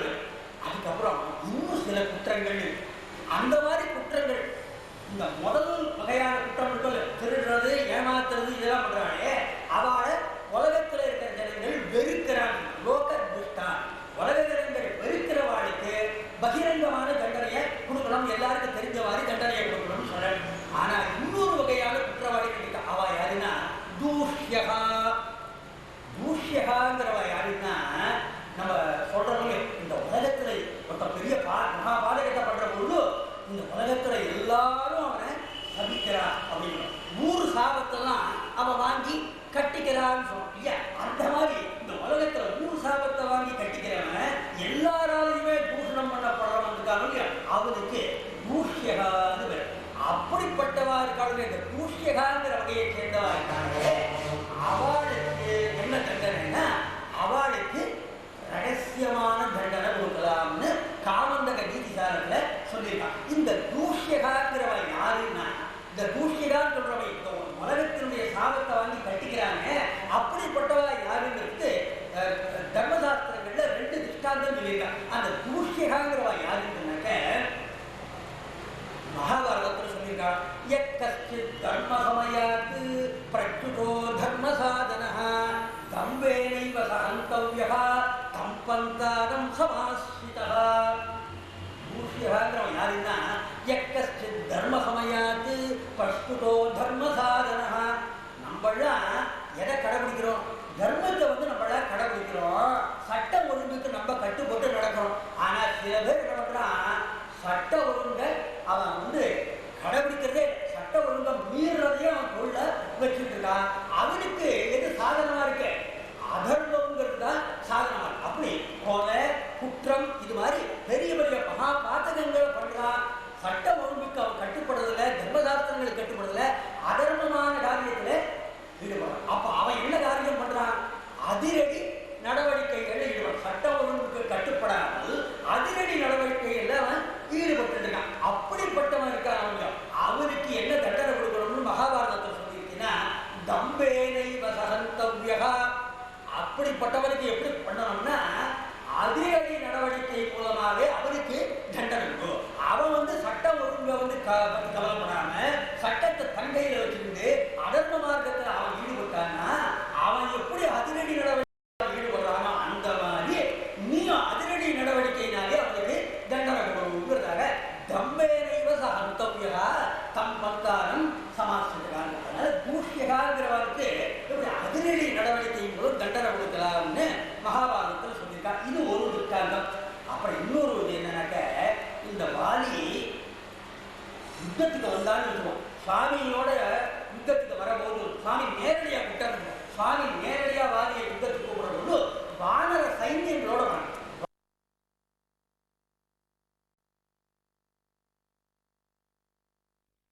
சைன்யங்களோட வரான்னு ஏற்கனவே சொன்னோம். அப்படி வானர சைன்யங்களோட வரபோது வாலி என்ன பண்ணலாம்? நியாயமா இவன் தான் தலைவர், தேசத்துக்கு தலைவர், இவன் தான் முன்னால நிற்கணும். அப்படி முன்னால நிற்காம மித்த வானரர்களை முன்னால நிறுத்திவிட்டு இவன் பின்னால போய் நின்றுக்கலாம். அந்த மாதிரி சில சமயங்கள்ல பண்றான். சில பேர் என்ன பண்றா, சில குற்றவாளிகள் அவன் போலீஸ் அவனை குடிக்கிற சமயத்துல அப்பாவி ஜனங்கள், சின்ன குழந்தைகள், ஸ்திரீகள் இவாளெல்லாம் அவனுக்கு முன்னால நிறுத்தி வச்சுக்கிட்டு என்ன ஏதாவது வந்தேன்னா அவளெல்லாம் நான் வரம் பண்ணிடுவேன்னு சொல்றாங்க. இந்த போஸ்டேஜ் கிரைசிஸ்ங்கிறதெல்லாம் இந்த மாதிரி தான் பண்ணிட்டு இருக்கான். அதனால அந்த மாதிரி வாலி தான் தப்பிச்சுக்கிறதுக்காக அப்பாவிகளா இருக்கிற வானரர்களை தனக்கு முன்னால நிறுத்தி வச்சுட்டு சாமி கிட்ட சொல்லலாம், எனக்கு ஏதாவது ஆபத்தை ஏற்படும், இவா எல்லாரையும் நீ வரம் பண்ணினாதான் என்ன பண்ண முடியும்னு அப்படி ஒரு அதர்மமான ஒரு காரியத்தில் இவன் ஈடுபடலாம். அவளை முன்னால வச்சுட்டு அவளை ஹியூமன் ஷீல்டா பயன்படுத்திட்டு இவன் தான் தப்பிச்சுக்கலான்னு இவன் நினைக்கிறதுக்கு பயன்படுத்த. அப்படி அவன் பண்றானோ அவனும் எந்த வகையை சேர்ந்தவன்? தூஷ்யம். தன்னை காப்பாற்றுக்கிறதுக்காக அப்பாவி ஜனங்களை முன்னிலைப்படுத்தினான்னாக்க அவனும் தூஷ்யகாங்கிற அந்த மாதிரி யார் பண்றதுக்கு வாய்ப்பு இருக்கு? வாலி செய்யறதுக்கு வாய்ப்பு இருக்கு. அந்த மாதிரி அவன் செய்யறதுக்கும் ஒரு வாய்ப்புங்கிறது இருக்கிறான். இதுல ஒரு சுவாரஸ்யம் என்னன்னா, அப்படி அவன் 10 வானரர்களை முன்னால நிறுத்தி வச்சினான்னா அப்போ சுவாமிக்கு அந்த மாதிரி வாலியை வதம் பண்ணணும். இவாள வதம் பண்ணிட்டு தான் வாலியை வதம் பண்ணலான்னு ஒரு கட்டம் வந்ததுன்னா சுவாமி அதை விரும்ப மாட்டார். தர்மாபுரத்தில் எத்திர பகு பிரஜோபரோதக தத்ர ராமஹான பிரவர்த்தேக. ஒரு குற்றவாளிக்கு தண்டனை கொடுக்கறதுக்காக இன்னும் ஒரு அப்பாவி ஜனங்களை வதம் பண்ணணும்னா அந்த காரியத்துல ராமன் ஈடுபட மாட்டாங்க. இதுக்கு என்ன ப்ரூஃப், இதுக்கு என்ன பிரமாணம்னா உத்தரகாண்டத்துல இது பிரமாணம். மகன்கள் எப்படின்னா வியாக்கியானம் பண்ணிருக்காங்கல்ல, இதை கேட்டோம்னு நமக்கு ரொம்ப ஆச்சரியமா இருக்கும். தர்மாபுரத்தில் சொல்றாரு, உத்தரகாண்டத்துல பட்டாபி ராவணா ராமன் இருக்கார். அப்போ தன்னுடைய சகோதரர்கள் பரதன், லக்ஷ்மணன், சத்ருக்னனை கூப்பிட்டு ராமன் சொன்னாரா, சகோதரர்களே எனக்கு ராஜசூய யாகம் பண்ணணும்னு ரொம்ப ஆசையா இருக்குது 3 சகோதரர்களுக்கு பட்டாபிராமன் சொன்னாராம். அப்போ அந்த சகோதரர்கள் சுவாமி ராமன் கிட்ட சொன்னாரா, அண்ணா நீங்களா ராஜசூய யாகத்தை பண்றேன்னு சொல்றேன், அதுல ஒரு கஷ்டம் இருக்குன்னாரு அந்த 3 சகோதரர்கள் சொன்னார் சுவாமி ராமன் கிட்ட. சத்வம் ஏவம் விதம் யஜ்யம் ஆகத்தாசிகரம் நிருப பிருதிவ்யாம் ராஜவம்சியானாம் விநாசோ யத்ர திருஷ்யதே. அந்த 3 சகோதரர்களும் சுவாமி சொன்னா, ராஜசூயாகத்தை நம்ம சும்மா பண்ணிடலாம்னு ஆட்சேபம் இல்லை. ஆனா அந்த ராஜசூயாகத்தை பண்றதுக்கு முன்னால இந்த உலகத்துல இருக்கிற எல்லா தேசத்து ராஜாக்களையும் நம்ம ஜெயிக்கணும். அப்படி எல்லா தேசத்து ராஜாக்களையும் ஜெயிக்கிறதுக்காக எல்லாரோட யுத்தத்துக்கு போனோம்னா அந்தந்த தேசத்து ராஜாக்கள் அவருடைய சைன்யத்தில் இருக்கிற வீரர்கள் எல்லாரும்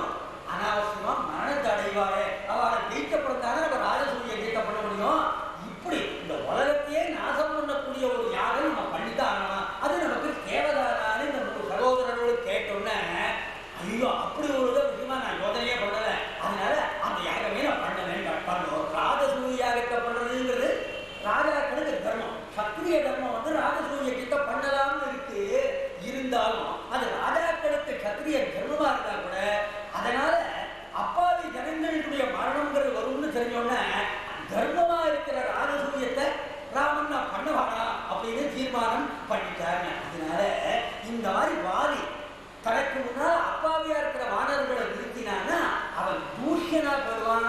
அப்ப அவனை வதம் பண்றதுக்காக அப்பாவியா இருக்கிற வானவர்களை வதம் பண்றதுங்கிறது அது புத்திசாலித்தனமா ஆகும். அதனால இப்ப இந்த வாதி என்ன அபராதம் பண்ணியிருக்கான் அதை பார்ப்போம். தன் சகோதரனா இருக்கிற சுக்ரீவனுடைய மனைவியை அவன் உயிரோடு இருக்கிற பொழுதே இவன் மனைவியே இருக்கின்றான். அப்போ இவன் உலகத்தோட சாபத்தெல்லாம் வாங்கி கட்டிட்டான். இந்த மாதிரி ஒரு அபராதம் ஒருத்த பண்ணினான்னா அவனை எல்லாரும் நிறுத்தப்படும். இப்படிப்பட்ட ஒரு தவறான காரியத்தை பண்ணியிருக்கான்னு எல்லாரும் இந்த உலகத்துல அவனை சபிப்பான். அதனால வாதி அவன் பண்ணின அபராதத்துக்கு அவன் எந்த வகையை சேர்ந்தவனா போயிடுறான், அந்த தூஷ்யகாங்கிற அந்த வகையை சேர்ந்த குற்றவாளியில போயிடும். அதனால இப்போ சுவாமி யோஜனை பண்ண இவ்வளையும் மனசுல வச்சுட்டு சுவாமி ராமன் யோஜனை பண்ணின சுக்ரீவனுக்கு பண்ணின பிரதிஜையை காப்பாற்றணும்னா வாலிய வதம் பண்ணணும். வாலிய வதம் பண்றதுக்கு ரெண்டு வழிதான். ஒண்ணு நேரடி யுத்தத்துக்கு போனோம், அல்லது அவனுக்கு அதிரடி நடவடிக்கை மூலமா அவனுக்கு தண்டனை கொடுக்கணும். இந்த ரெண்டு வழிதான். இதுல இந்த நேரடியா யுத்தத்துக்கு போறதுங்கிறது அது நாட் அட்வைஸ். அது புத்திசாலித்தனமே இல்லை. அதுல பல பிரச்சனைகள் இருக்கு. நமக்கு பின்னால எந்த வானவர்கள் சகாயம் பண்ணணுமோ சீதா தேவியை தேடி கண்டுபிடிக்கல, அந்த வானவர்களோட உயிரே போகும்படியாக ஒரு ரிஸ்க் இருக்கு. அதனால நேரடி யுத்தத்துக்கு போறபோது அது மாதிரி ஒரு ரிஸ்க் இருக்கு. அதை தவிர நான் ஏற்கனவே சொன்ன மாதிரி 5 விதமான பிரச்சனைகள் வேற இருக்கு. அது புத்திசாலித்தனமும் இல்லை. அதனால அவனுக்கு வாதிய அப்ப என்ன பண்ணணும், சுக்ரீவனுக்கு கொடுத்த பிரதிஜையை காப்பாற்று. சுக்ரீவன் கேட்கிற தவ பிரசாதேன சிம்மராகவ பிரியாம் சராஜ்யம் சமாப்னியாவகம் ததா குருத்வம் நரதேவ வைரினம் யகாநிகம் சத்ய ரிபும்மமாக்களும் சொல்லி எப்படியாவது வாலிய வதம் பண்ணி எனக்கு உண்மையை வீட்டு கொடுங்கோன்னு யார் கேட்கிறார். சுக்ரீவன் வேற நிர்பந்தம் பண்ணு. அப்ப அதனால சுக்ரீவனுக்கு பண்ணின பிரதிஜையை காப்பாற்றுறதுக்கு ஒரே ஒரு வழி என்னன்னாக்க, அந்த வாலிக்கே தெரியாதபடி அவனுக்கே நமக்கு ஒரு தண்டனை கொடுக்க போறாங்கிற வாலியே உணராதபடி ரகசியமாக சைலண்டாக அதிரடி நடவடிக்கை மூலம் அவனுக்கு தண்டனை கொடுப்பது ஒன்றுதான் புத்திசாலித்தனமான வழி. அதனால அந்த ஒரு வழியில் யார் ஈடுபட்டார், சுவாமி. அவனுக்கே பானத்தை ராமன் போட போறாங்கிறது தெரியாது. அதனால ரகசியமாக சைலண்டாக அதிரடி நடவடிக்கை மூலம் அவனே அறியாதபடி அந்த வாலி மேல சுவாமி பானத்தை பிரயோகம் பண்ணும். அதனால எப்பவுமே ஒரு காரியத்துல ஈடுபடுற பொழுதோ அதுல 2 ஆல்டர்னேட்டிவ்ஸ் இருக்குன்னு, 2 ஆல்டர்னேட்டிவ்ஸ் இருக்கு, 2 சாய்ஸ் இருக்குன்னாக்க புத்திசாலியா இருக்கிறவன் எந்த சாய்ஸ் அவன் தேர்ந்தெடுப்பான், எது சுலபமா இருக்கோ, எது சுலபமா இருக்கோ, எது சட்டப்படி சரியாகவும் இருக்கோ அந்த வழியைத்தான் ஒருத்தர் தேர்ந்தெடுப்பாரு. எதுல நிறைய ரிஸ்க் இருக்கோ, எதுல பிரச்சனைகள் இருக்கோ அந்த வழியில புத்திசாலியா இருக்கிறவன் போக மாட்டான். எப்போ இந்த 2 ஆல்டர்னேட்டிவ்ஸுமே சட்ட பிரகாரம் சரின்னு இருக்கிற போது புத்திசாலியா இருக்கிறவன் இப்படித்தான் பண்ணுவான். அதனால இதுக்கு ஒரு திருஷ்டாந்தம் நம்ம சொல்லலாம். அதாவது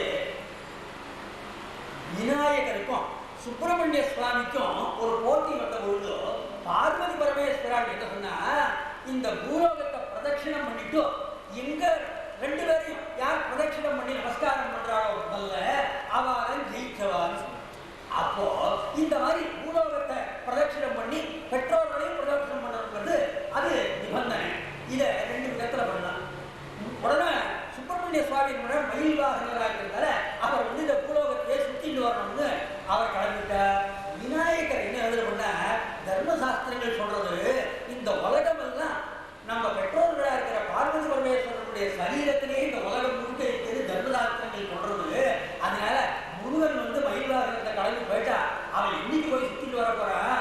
நம்ம பெற்றோர்கள் சரீரத்திலே இந்த உலகம் எல்லாம் இருக்கிறதுனால அவளை பிரதட்சிணம் பண்ணி நமஸ்காரம் பண்ணிட்டோம்னா நம்ம ஜெயத்தை அடைஞ்சோம்னு பார்வதி பரமேஸ்வரான நமஸ்காரம் பண்ணி ஜெயத்தை அடைஞ்சுட்டான் விநாயகர்.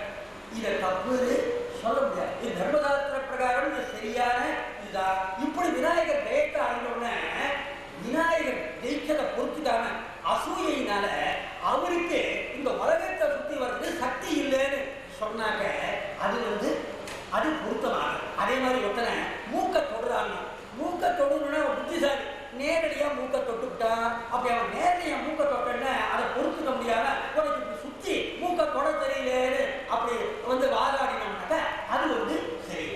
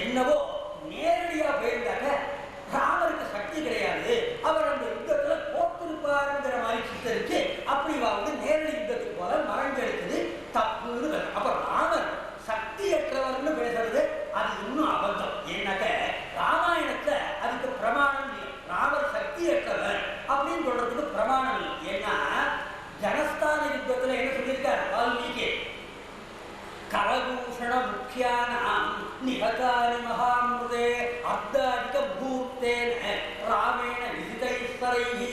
14,000 ராட்சதர்களை 72 நிமிஷத்துல சுவாமி ராமன் வந்து சம்ஹாரம் பண்ணினாருன்னா அங்க சொல்லியிருக்கார். சுவாமியுடைய சக்தியை அங்க வந்து நல்லா ஸ்பஷ்டமா வால்மீகி வர்ணனம் பண்ணியிருக்கார். அது மட்டும் இல்ல, பின்னால லங்கைக்கு போன உடனே அங்க ராவணனுடைய சைன்யத்துல மூலபலம்னு ஒன்று இருக்கு. அந்த மூலபலம்ங்கிற சைன்யத்துல நிறைய ராட்சசர்கள் இருக்கு. அதுல இருந்த ராட்சசர்களுடைய அளவுக்கு எண்ணிக்கையே கிடையாது. அப்படிப்பட்ட அந்த மூலபலத்தோட சுவாமி ராமன் ஒல்லியா யுத்தம் பண்றார். ஒல்லியா சுவாமி வந்து அங்க யுத்தம் பண்றார். அந்த வால்மீகி ஸ்லோகம் அப்படின்னா அபாங்கமாத்ரேண ஜெகன்னியந்த நன்வேக ரூபோபி பூர்ணிஹன்யாத் ஐஸ்வர்யமேவம் விதர்சயந்தி சவிஸ்வரூபோ கிருதவிஸ்வரூபம். அப்ப என்ன பண்ணா அந்த மூலபல சைன்யத்துல எத்தனை ராட்சசர்கள் இருந்தா அத்தனை பேரையும் தன்னுடைய கடாட்சத்தினாலேயே அத்தனை பேரையே சம்பாரம் பண்ணார். தன்னுடைய கோபம் நிறைந்த அந்த கடாட்சத்தினாலேயே அத்தனை பேரையே சம்பாரம். அப்ப அங்க மாத்திரேன ஜெகன்னியன் தானே அங்க வேலை சொல்லிருக்க. அதுக்கப்புறம் பின்னால லக்ஷ்மண சுவாமி சொல்ற தர்மாத்மா சத்யசந்தஸ்த ராகோத்தாசரதிர் யதி பௌருஷேஷா பிரதித்வந்தஹ சரைனம் தஹிராவணின்னு சொல்லி எங்க அண்ணா ராமனுக்கு பராக்கிரமத்துல வேற யாருமே ஈடு இணையற்றவர்கள் அப்படின்னு ஸ்பஷ்டமா வால்மீகி பல இடங்கள்ல சுவாமி எப்படிப்பட்ட சக்திமான்கிறத சொல்லியிருக்கா. அத்தனையும் மறந்துட்டு சுவாமிக்கு ஏதோ சக்தி இல்லாத மாதிரி அவர் மறைஞ்சிருந்தது அடிச்சது தப்புன்னு சொன்னாக்க அவளுக்கு தர்மசாஸ்திரமும் தெரியல, எதுவுமே அவளுக்கு தெரியலங்கிறது அதுல இருந்து நம்ம நிரூபணம் ஆகுது. அதனால சுவாமி வந்து அப்படி வந்து ஒரு தண்டனையை அந்த வாலிக்கு கொடுத்தார். அதனால நியாயம் என்னன்னாக்க மறைஞ்சிருந்து அடிச்சாருன்னு சொல்றது மகா பாவம். அது மாதிரி சொன்னோம்னா அவர் ராமருக்கு சக்தி இல்லைங்கிற மாதிரி ஆகிடுறது. அந்த மாதிரி ராமாயணத்தை எங்கேயுமே ராமருக்கு சக்தி இல்லை, எந்த ஒரு வீரனையும் நேர போய் சந்திக்கிற சக்தி இல்லைன்னு வால்மீகியும் சொல்லல, எந்த ஒரு வியாக்கியானத்தையும் இந்த மறைஞ்சிருந்து அடித்தது தப்புங்கிறதாக எந்த வியாக்கியானத்தையும் சொல்லல. அதனால நம்ம ராமாயணத்தை பிரவச்சனம் பண்ற பொழுதோ ராமாயணத்தை படித்து சொல்லணும். ராமாயணத்துக்கு எந்த மகான்கள்லாம் வியாக்கியானம் பண்ணாலோ அவ பண்ணி வியாக்கியானங்களை அனுசரித்து தான் சொல்லணும். இல்லையா நம்ம இஷ்டத்துக்கு நம்மளா ஒரு தீர்ப்பு வழங்குறதுங்கிறது சரிதான். ஆனால் அப்படித்தான் இன்றைய தினம் பல பட்டிமன்றங்கள்ல தீர்ப்பு வழங்கியிருக்காங்க. அதனால இந்த மாதிரி சுவாமி வந்து வாலிக்கு ஒரு தண்டனையை கொடுத்தாருன்னு. இப்போ இதுல ஒரு சிக்கல் என்னன்னாக்க மறைஞ்சிருந்து அடிச்சார்னு சொல்றதுக்கு ஒரு வாய்ப்பு கொஞ்சம். ஏன்னா வால்மீகி சொல்லியிருக்காரு விருட்சைராவிருத்திய ஆத்மானம் யதிஷ்டன் கஹனே வனேன்னு சொல்லியிருக்காங்க. அதனால மரத்துக்கு பின்னால இருந்து மறைஞ்சு அடிச்சாருன்னு சொன்னாக்க என்னதான் இருந்தாலும் ஒரு வீரன் வந்து மறைஞ்சு அடிச்சாருன்னு சொன்னாக்க அது வந்து என்ன கொஞ்சம் அபகீர்த்தியை ஏற்படுது. ஒருவருடைய கீர்த்திக்கு அது பங்கமா இருக்கு, பேரை வந்து அது கழிக்கிறதா இருக்கு. அப்போ அப்படிப்பட்ட காரியம் நிஷித்தம்னு சொல்ல வேண்டியது. அந்த காரியம் வந்து நிஷித்தம். ஏன்னா ஒருத்தர் பண்ற காரியத்தை சில பேர் என்ன பண்றா வேற ஒரு கோணத்துல பார்க்கிறாங்க. இப்ப சில பேர் மறைஞ்சிருந்து அடிச்சாருன்னு அந்த கோணத்துல சில பேர் பார்க்கிற பொழுது அது சுவாமியுடைய பேருக்கு எதை ஏற்படுத்துறது, கெட்ட பெயரை ஏற்படுத்துறது, அது அபகீர்த்தியை ஏற்படுத்துறது. அந்த மாதிரி சில பேர் பேசுறதுனால அந்த காரியம் எப்படிப்பட்ட காரியமா பண்ணுறது, நிஷித்தமான காரியம். நிஷித்தமான காரியங்கிறது என்ன, ஒரு காரியத்தை பண்ற போது அது யாராலையும் அதை பத்தி ரொம்ப பேசப்படக்கூடாத ஒரு காரியமா இருக்கணும். ஆனா இந்த காரியத்தை பத்தி பல பேர் தவறா பேசுறாங்க. அதனால இந்த காரியம் கொஞ்சம் நிஷித்தமா இருக்கு. அப்படி நிஷித்தமான காரியம் இப்படி ஊர்ல இருக்கிறவா சில பேர் இப்படி பேசுறாரு, என்னத்துக்கு ராமர் இப்படி பேசும்படி பண்ணிட்டார் பாருங்க, வேற வழியே கிடையாது, இப்படித்தான் பண்ணியாகணும், அப்படி பண்ணினா இவ பேசத்தான் போறான். அதனால ராமர் எதுக்கு இப்படி பேசுற மாதிரி நடந்துட்டார், அது நிஷித்தமான காரியமா இருக்கேன்னு கேட்கலாம். அதுக்கு மகான்கள் என்ன சமாதானம் பண்ணியிருக்காங்கன்னா, ஊர்ல இருக்கிறவங்க 1000 பேர் 1000 விதமா பேசுவோம். அதுக்காக அவன் வந்து நிஷித்தம்னு அவன் பேசுறதுக்காக நம்ம சில காரியத்தை பண்ணாம இருக்க முடியாது. அதனால இந்த காரியத்தை ராமன்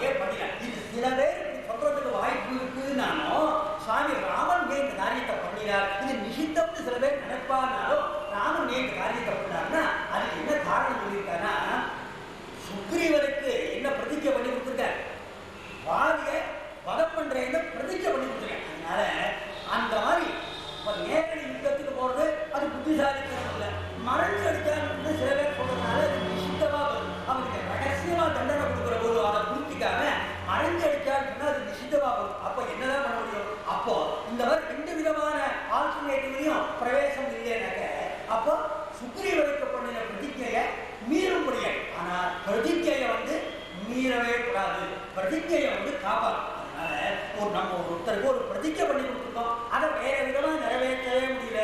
நம்ம எந்த விதத்துல அந்த பிரதிஜையை நிறைவேற்றுறோமோ அப்படி நிறைவேற்றுறவங்க சில பேர் அது வந்து தோஷம் உள்ளது, அது நிஷித்தம்னு சில பேர் சொன்னாங்க. அதெல்லாம் பத்தி நம்ம கவலைப்படக்கூடாது. 1000 பேர் 1000 விதமா பேசுவான், அதை பத்தி நம்ம கவலைப்படக்கூடாது. நமக்கு எது முக்கியம்? பிரதிஜா பரிபாலனம். நம்ம பண்ணின பிரதிஜையை காப்பாற்றுறதுங்கிறதா பெரிய தர்மம். அதை விட்டுட்டோம்னு இருக்கலாம், பிரதிஜையை காப்பாற்றலைன்னா அது பெரிய பெரிய பாவம்னு சொல்லிட்டாங்க. இதுதான் சாஸ்திரத்துல இருக்கிற ஒரு நுணுக்கம். பிரதிஜையை எப்படியாவது காப்பாற்றணும். இது வந்து சாஸ்திரம், இது தர்மம், இது சட்டம். இதுக்கு கேஸ்லா. இந்த மாதிரி இருக்கிறதுக்கு என்ன கேஸ்லா அப்படின்னா, சட்டம் என்ன அப்படின்னாக்க, சிங்கேரி பீட்டத்துல பெரிய மகான்கள் தான் ஆச்சாரியாளா இருக்காங்க. அந்த சிங்கேரி பீட்டத்துல சங்கர பகவத் பாதாளுக்கு அப்புறம் முதல் ஆச்சாரியாளா இருந்தவாளுக்கு அவ பேரை சொல்றதுக்கே பயமா இருக்கு. அவ பேரை சொல்ற வழக்கமும் கிடையாது. வேதாந்தம் படிக்கிறவாள்னா அவளை எப்படி சொல்லுவாங்க, அவ வந்து பிருகதாரண்யக பாஷ்ய வார்த்திகம்னு ஒரு எழுதின. அதனால அந்த பிருகதாரண்யக பாஷ்ய வார்த்திகம்ங்கிறத அவ எழுதின காரணத்தினால அந்த முதல் ஆச்சாரியாளை எல்லாரும் என்ன சொல்லுவாங்க, இப்ப நம்ம ஆத்துக்கு வந்து நமக்கு பால் கொடுக்குறாரு, நம்ம ஆத்துக்கு வந்து பால் விநியோகம் பண்ணி நமக்கு பால் சப்ளை பண்றாரு. பால் கொடுக்குறவருக்கு என்ன பேர் சொல்றோம்? பால் காரம்னு சொல்றோம். அது மாதிரி இந்த பிருகதாரண்யக பாஷ்ய வார்த்திகம்ங்கிற அந்த புஸ்தகத்தை எழுதி நமக்கு கொடுத்ததுனால அவருக்கு பேரு வார்த்திக காரம்னு. அதனால அந்த முதல் ஆச்சாரியால பேர் சொல்லி அழைக்கிறது கிடையாது, அவளை வந்து மரியாதையா வார்த்திகக்காராள் வார்த்திகக்காராள் தான் சொல்ற வழக்கம். அந்த வார்த்திகக்காராள் பாருங்க, அவ எவ்வளவு பெரிய மகான்களா இருக்கணும். அவ என்ன சொல்லியிருக்கானா, சமாப்தின்ன சமாயாதி பிரதானம் யத் அசம்பவே நிஷித்தமபி தற்காரியம் தத் சமாப்தி பிரயுக்திதா. சுக்ரீவனுக்கு சுவாமி பண்ணியிருக்கிற அந்த பிரதிஜை இருக்கு, அந்த பிரதிஜைங்கிறது அதுதான் ரொம்ப முக்கியம். சுக்ரீவனுக்கு பண்ணின கொடுத்த பிரதிஜைங்கிறது முக்கியம். அதை மீற முடியாது, அதை எப்படியாவது நிறைவேற்றியே ஆகணும். அதனால அந்த மாதிரி அதை நிறைவேற்றணும். அதை நிறைவேற்றுறதுல சிக்கல் இருக்கு. என்ன சிக்கல்? நேரடி யுத்தத்துக்கு போறது வந்து புத்திசாலித்தனம் இல்லாத இருக்கு. அவனுக்கு சாஸ்திர பிரகாரம் தர்மசாஸ்திரங்கள் பிரகாரம் அவனுக்கு ரகசியமாக அவனே அறியாதபடி அவனுக்கு தண்டனை கொடுத்தோம்னா சில ஜனங்கள் கண்ணாப்பின்னு பேசுறான், மறைஞ்சு அடிச்சார் ராமன்னு அப்படி பேசுறான். அது நிஷித்தமா பேசுறதே. அப்போ சொன்னார், இவ வந்து நிஷித்தம்னு சொல்றாங்கிறதுக்காக நீ எதை கைவிட முடியாது. பிரதான காரியமா இருக்கிற அந்த பிரதிஜையை காப்பாற்றுறதுங்கிறத கைவிட முடியாது. அதனால சில பேர் அப்படி பேசினா அவ பேசுறவா பேசிட்டே இருக்க வேண்டியதுதான். நம்ம என்ன பண்ணணும்னா, நிஷித்தமா இருந்தாலும் அந்த காரியத்தை பண்ணி எதை முடிக்கணும், பிரதானமா இருக்கிற அந்த பிரதிஜா பரிபாலனங்கிறத அதை நம்ம பண்ணியே ஆகணும். அதனால சில பேர் அப்படி கண்ணாப்புன்னு அறியாமையினால அவிவேகத்தினால ராமாயணத்தையும் தர்மசாஸ்திரங்களையும் படிக்காம அவன் சொல்றாங்கிறதுக்காக நம்ம பேசாம இருக்க முடியாது. அதனால சில பேர் நிஷித்தம்னு நினைச்சா அவன் சொல்றவன் சொல்லிட்டு போட்டோம். நீ வந்து அந்த காரியத்தை பண்ணி அந்த பிரதான காரியமா இருக்கிற அந்த பிரதிஜையை பரிபாலனம் பண்றதுங்கிறத நம்ம பண்ணணும். அதுல தப்பு இல்லைங்கிறதாக அந்த முதல் ஆச்சாரியர்கள் ரொம்ப அழகா வார்த்திகக்காரர் அவ சொல்லியிருக்காங்க. இது சட்டம். ஏன்னா ஒரு பெரிய மகான்கள் தர்மத்தெல்லாம் தெரிஞ்சவா சொன்னானா அது சட்டம். ஏன்னா சில பேர் அவ கண்ணாப்புறான்னு கவலைப்படாத, பிரதான காரியம் அவ சொல்றாங்கிறதுக்காக நீ பேசாம இருந்துட்டேன்னா அந்த பிரதான காரியங்கிற பிரதிஜையை காப்பாற்றுறதுங்கிறது நடக்காது. அதுக்காக இந்த அவ நிஷித்தம்னு சொல்றத நீ பண்ணுங்கிறதாக இவா சொன்ன. இது சட்டம், கேஸ். இது வந்து லா, கேஸ் லா. இந்த மாதிரி சில சமயங்களில் நிஷித்தமான காரியங்களை பண்ணி பிரதிஜையை சில பேர் காப்பாற்றிருக்காங்க. அதை தர்மாபுரத்துல அதை எழுதியிருக்காங்க. அது கேஸ் லாங்கிறது. அது என்னன்னாக்க, மகாபாரத யுத்தம் எல்லாம் முடிஞ்சு போச்சு. அப்போ துரியோதனனை பீமசேனன் கதா யுத்தத்துக்கு அழைக்கிறார். அப்போ துரியோதனனும் பீமனும் கதா யுத்தம் பண்றா. அந்த 2 பேரும் கதா யுத்தம் பண்ற போது பக்கத்துல சுவாமி கிருஷ்ணனும் இருக்கார், பலராம சுவாமி இருக்கார், 2 பேர் இருக்கார். அப்போ அந்த யுத்தத்துல பீமசேனன் என்ன பண்றார், துரியோதனனுடைய தொடர்ச்சி கீழே அடிச்சுடுறார். துரியோதனுடைய இடுப்புக்கு கீழே தொடபாகத்துல கதையினால பீமசேனன் துரியோதனனை அடிச்சு விடுறான். அதை பார்த்தோன்னே பலராம சுவாமிக்கு கோபம். ஏன்னா அவருக்கு துரியோதனன் மேல பிரியம் ஜாஸ்தி. அதனால பலராமன் சொல்றார் கிருஷ்ணன் கிட்ட, இது என்ன அநியாயமா இருக்கு, நை திருஷ்டம் கதா யுத்தம் கிருதவான் யத்ருதோதரஹ அதோ நாபேர் நகந்தவ்யம் இது சாஸ்திர வினிஷ்டயா. கிருஷ்ணா என்ன அநியாயம், உன்னுடைய பக்தனா இருக்கிற பீமசேனன் வந்து தொப்புளுக்கு கீழே அடிச்சுட்டான். தொப்புளுக்கு கீழே துரியோதனை அடிச்சுட்டா. கதா யுத்தத்தினுடைய விதிகளை பத்தி உனக்கு தெரியாத? கதா யுத்தத்துல இடுப்புக்கு கீழே அடிக்கப்படாதுன்னு சட்டம் இருக்கேடா. உன் பீமன் வந்து போய் அடிச்சுட்டான், அதனால அவனோட நான் யுத்தத்துக்கு போவேன்னு பலராமர் அசட்டுத்தனமா கிளம்பினேன். அப்போ கிருஷ்ணன் சொன்னாரு, அண்ணா அவசரப்படாதீங்கோ, அவனுக்கு தெரியும், பீமசேனனுக்கு சட்டமெல்லாம் தெரியும், கதா யுத்தத்துல தொப்புளுக்கு கீழே அடிக்கப்படாதுங்கிறதுலாம் அவனுக்கு தெரியும். அவன் ஏன் தெரியுமா அடிச்சான்? கிருஷ்ணன் வந்து பலராமனை சமாதானப்படுத்தினார். சொன்னாரா, சுயோதனஸ்ய கதயா பக்தாஸ்மூரு மகாகவே இதி பூர்வம் பிரதிஜாதம் பீமேன ஹி சபாதலே. பலராமரே இப்ப சொல்றேன் இல்லைன்னா, அன்னைக்கு சபையில கூட்டிட்டு வந்து அந்த திரௌபதிங்கிற ஒரு ஸ்திரீய அப்படி மானபங்கம் பண்ணினாலே அது எந்த சட்டத்துல இருக்கு? அதனால அன்னைக்கு இவங்க வந்து தப்பா நடந்து அதிரடி நடவடிக்கை மூலமாக அந்த திரௌபதிய, நமக்குத்தான் பலம் இருக்குங்கிற காரணத்தால் அந்த மமதையினால அந்த திரௌபதிய அப்படி அவமானப்படுத்தினா மானபங்கப்படுத்தினாலோ, அந்த சமயத்துல அதை கண்டு சகிச்சிக்காமல் நீங்க அதர்மத்துல ஈடுபடுறீங்களா, உங்களையும் இதே மாதிரி அதர்மமான மார்க்கத்துல தான் நான் வதம் பண்றேன்னு சொல்லி அந்த பீமசேனன் துரியோதனன் முன்னால சபதம் பண்ணினா. என்ன சபதம் பண்ணா, உன்னை கதா யுத்தத்துல நீ எப்படி இன்னைக்கு அதர்மமா நடந்துட்டியோ அதே மாதிரி உன்னை தொப்புளுக்கு கீழே அடிச்சு கதையை அடிச்சு உன்னை வந்து வதம் பண்ணுவேன்னு அவன் நீ சங்கல்பம் பண்ணிட்டு இருக்கா. அதனால அந்த இடுப்புக்கு கீழே அடிக்கிறதுங்கிறது அது நிஷித்தமான காரியம். அதை பத்தி கதா யுத்தம் நல்லா தெரிஞ்சவனா அதை நிந்தனை பண்ணி பேசுறதுக்கு வாய்ப்பு இருக்கு. இருந்தாலும் தான் பண்ணிற பிரதிஜையை காப்பாற்றுறதுக்காக பீமசேனன் வந்து அந்த நிஷித்தமான காரியத்தை பண்ணினான்ங்கிறதாக கிருஷ்ணன் வந்து பலராமர்கிட்ட சமாதானம் சொன்னாள். இது ஒரு கேஸ் தான், நம்மளா சொல்றது கிடையாது.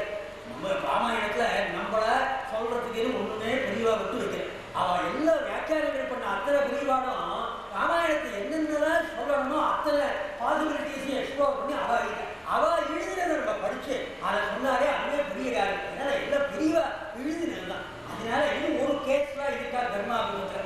இன்னொரு கேஸ்லாம் என்ன அப்படின்னாக்க, அது ஸ்ரீமத் ராமாயணத்திலேயே உத்தரகாண்டத்துல வருது. பிதாமகேன தேவேன பிரேஷிதோஸ்மி மகாபல துவந்தவேதத் பிரயோக்தவ்யம் நகசக்ஷுர்கதம் வதஹ யஸ்ருணோதி நிரீக்ஷேத்வா சவத்யக்கது ராகவ.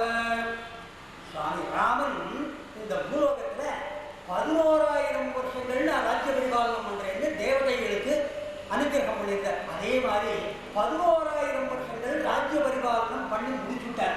இந்த கதை உத்தரகாண்டத்துல வால்மீகி ராமாயணத்துல இருக்கு.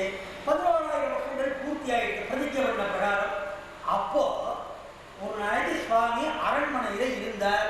அப்படி இருக்கிற போது ஒரு ரிஷி தபஸ்வி சுவாமி ராமரை பார்க்கணும்னு வந்தவர் சுவாமி ராமன் கிட்ட ரகசியமா சொன்னார், நான் வந்து பிரம்மதேவர் அனுப்பிச்சு இங்க வந்திருக்கேன். வாஸ்தவமா அவர் வந்து பிரம்மதேவருடைய தூதர், ஆனால் யாருக்கு தெரியப்படாதுங்கிறதுக்காக அவர் பிரம்ம தூதர் வந்து ஒரு ரிஷி வேஷத்துல ஒரு தபஸ்வி வேஷத்துல அவர் வந்திருக்கார். வந்தவர் சொன்னார், நான் பிரம்மதேவருடைய தூதனா வந்திருக்கேன், உங்கள்கிட்ட பிரம்மதேவர் சிருஷ்டிகர்த்தா சில விஷயங்களை சொல்ல சொல்லியிருக்கார். அந்த விஷயங்களை நான் உங்கள்கிட்ட சொல்ற போது அதை யாரும் வேற யாரும் கண்ணால பார்க்கப்படாது, காதாலையும் கேட்கப்படாது. அப்படியா துவந்தமே தத் பிரயோக்தவ்யம் நகசக்ஷுர்கதம் வதஹ யஸ்ருணோதி நிரீக்ஷேத்வா சவத்யக்கது ராகவ. ஆனா யாரும் கண்ணாலையும் பார்க்கப்படாது, காதாலையும் கேட்கப்படாது.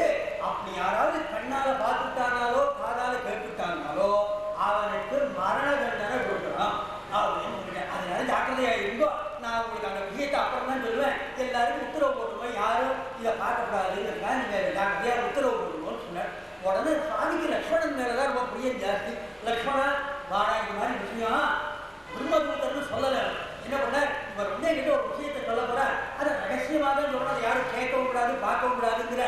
அதனால யாரும் இந்த ரூமுக்குள்ள நுழையாதபடி நீ பார்த்துக்கோன்னு சொல்லி கதவை சாத்திட்டு லக்ஷ்மணன் போக சொல்லிட்டார். அப்போ பிரம்மதூதர் என்ன சொல்ல வந்திருக்காருன்னா, சுவாமி தேவதைகளுக்குனால பிரதிஜை பண்ண அந்த மாதிரி உங்களுக்கு 11,000 வருஷம் பூர்த்தி ஆயிருக்கு. அதனால பிரம்மதேவர் இதை ஞாபகப்படுத்த சொல்லியிருக்காரு உங்கள்கிட்ட.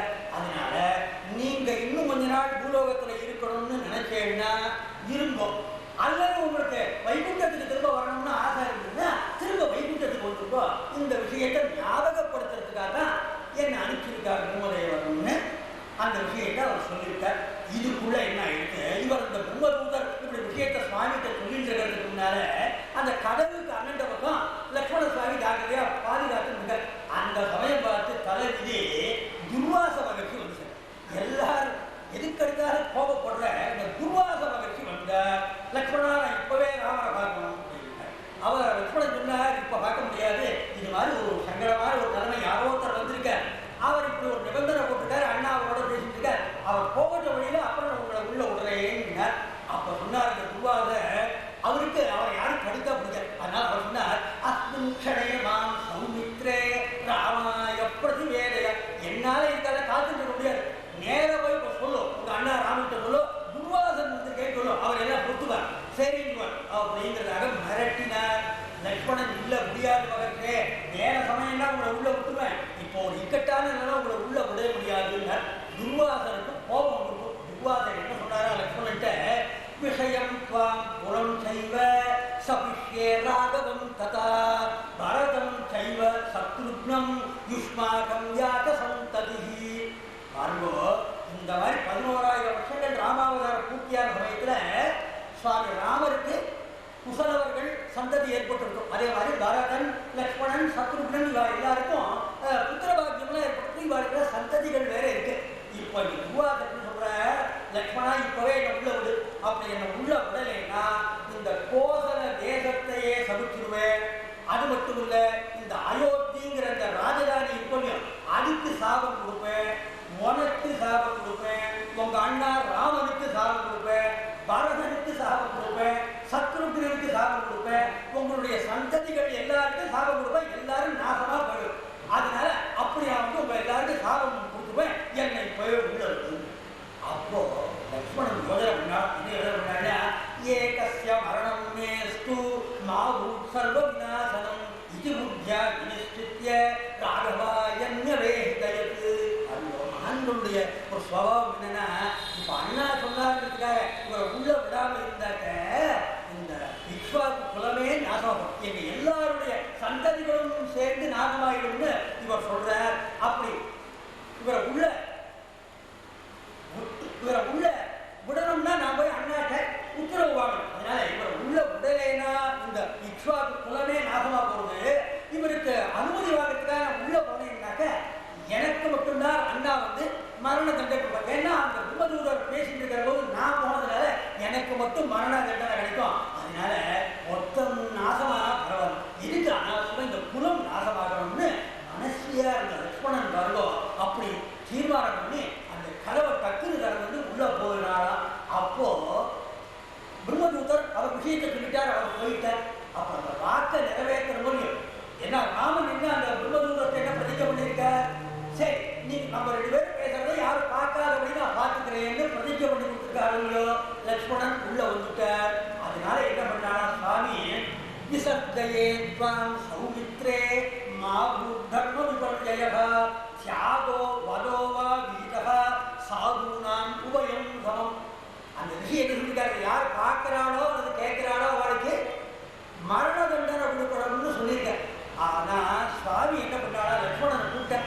லட்சுமணா உனக்கு மரண தண்டனைங்கிறது குறிச்சே ஆகணும்டா, ஏன்னா அப்படி அந்த ரிஷி அந்த தபஸ்வி வந்து நிபந்தனை போட்டிருக்க, அவருக்கு நான் பிரதிஜை பண்ணிவிட்டேன், அதை காப்பாற்றணும். ஆனா தர்மசாஸ்திரம் என்ன சொல்றதுன்னா தியாகோ பதோவா விஹிதா சாதுனாம் உபயம் சமம். அதாவது ஒருத்தருக்கு மரண தண்டனை கொடுக்கணும்னு ஒரு நிலவை இருந்திருப்பான். அந்த நிலையில என்ன பண்ணலாமா, உன்னை தியாகம் பண்றேன்னு சொல்லிட்டாக்க அது மரணத்துக்கு மரண தண்டனை கொடுக்கறதுக்கு சமான். அப்படி ஒரு சாஸ்திரம் இருக்கு. அதனால சுவாமி என்ன பண்ண, லட்சுமணனுக்கு வந்து மரண தண்டனை கொடுக்கணும்னு நிர்பந்தம் இருக்கு. தர்மசாஸ்திரங்கள் என்ன சொல்றதுன்னா, மரண தண்டனை கொடுக்க வேண்டிய ஒருத்தனுக்கு அவனை தியாகம் பண்றதாக தீர்மானம் பண்ணி சங்கல்பம் பண்ணிட்டாக்க அதுவே மரண தண்டனை. தர்மசாஸ்திரம் தியாகோ வதோவா விஹிதா சாதுனாம் உபயம். ஏன் அப்படி சொல்லியிருக்குன்னா, இப்போ ஒருத்தன் மரணத்தை அடைஞ்சான்னு வச்சுக்கலாம், என்ன ஆகிடுறது, அவனுக்கும் நமக்கும் உள்ள அந்த தொடர்புங்கிறது விட்டு போயிடுறது. மரணத்தை அடைஞ்சிட்டான்னா அவனுக்கும் நமக்கும் உள்ள தொடர்புங்கிறது விட்டு போயிடுது. அதே மாதிரி அவனை தியாகம் பண்ணி அவனை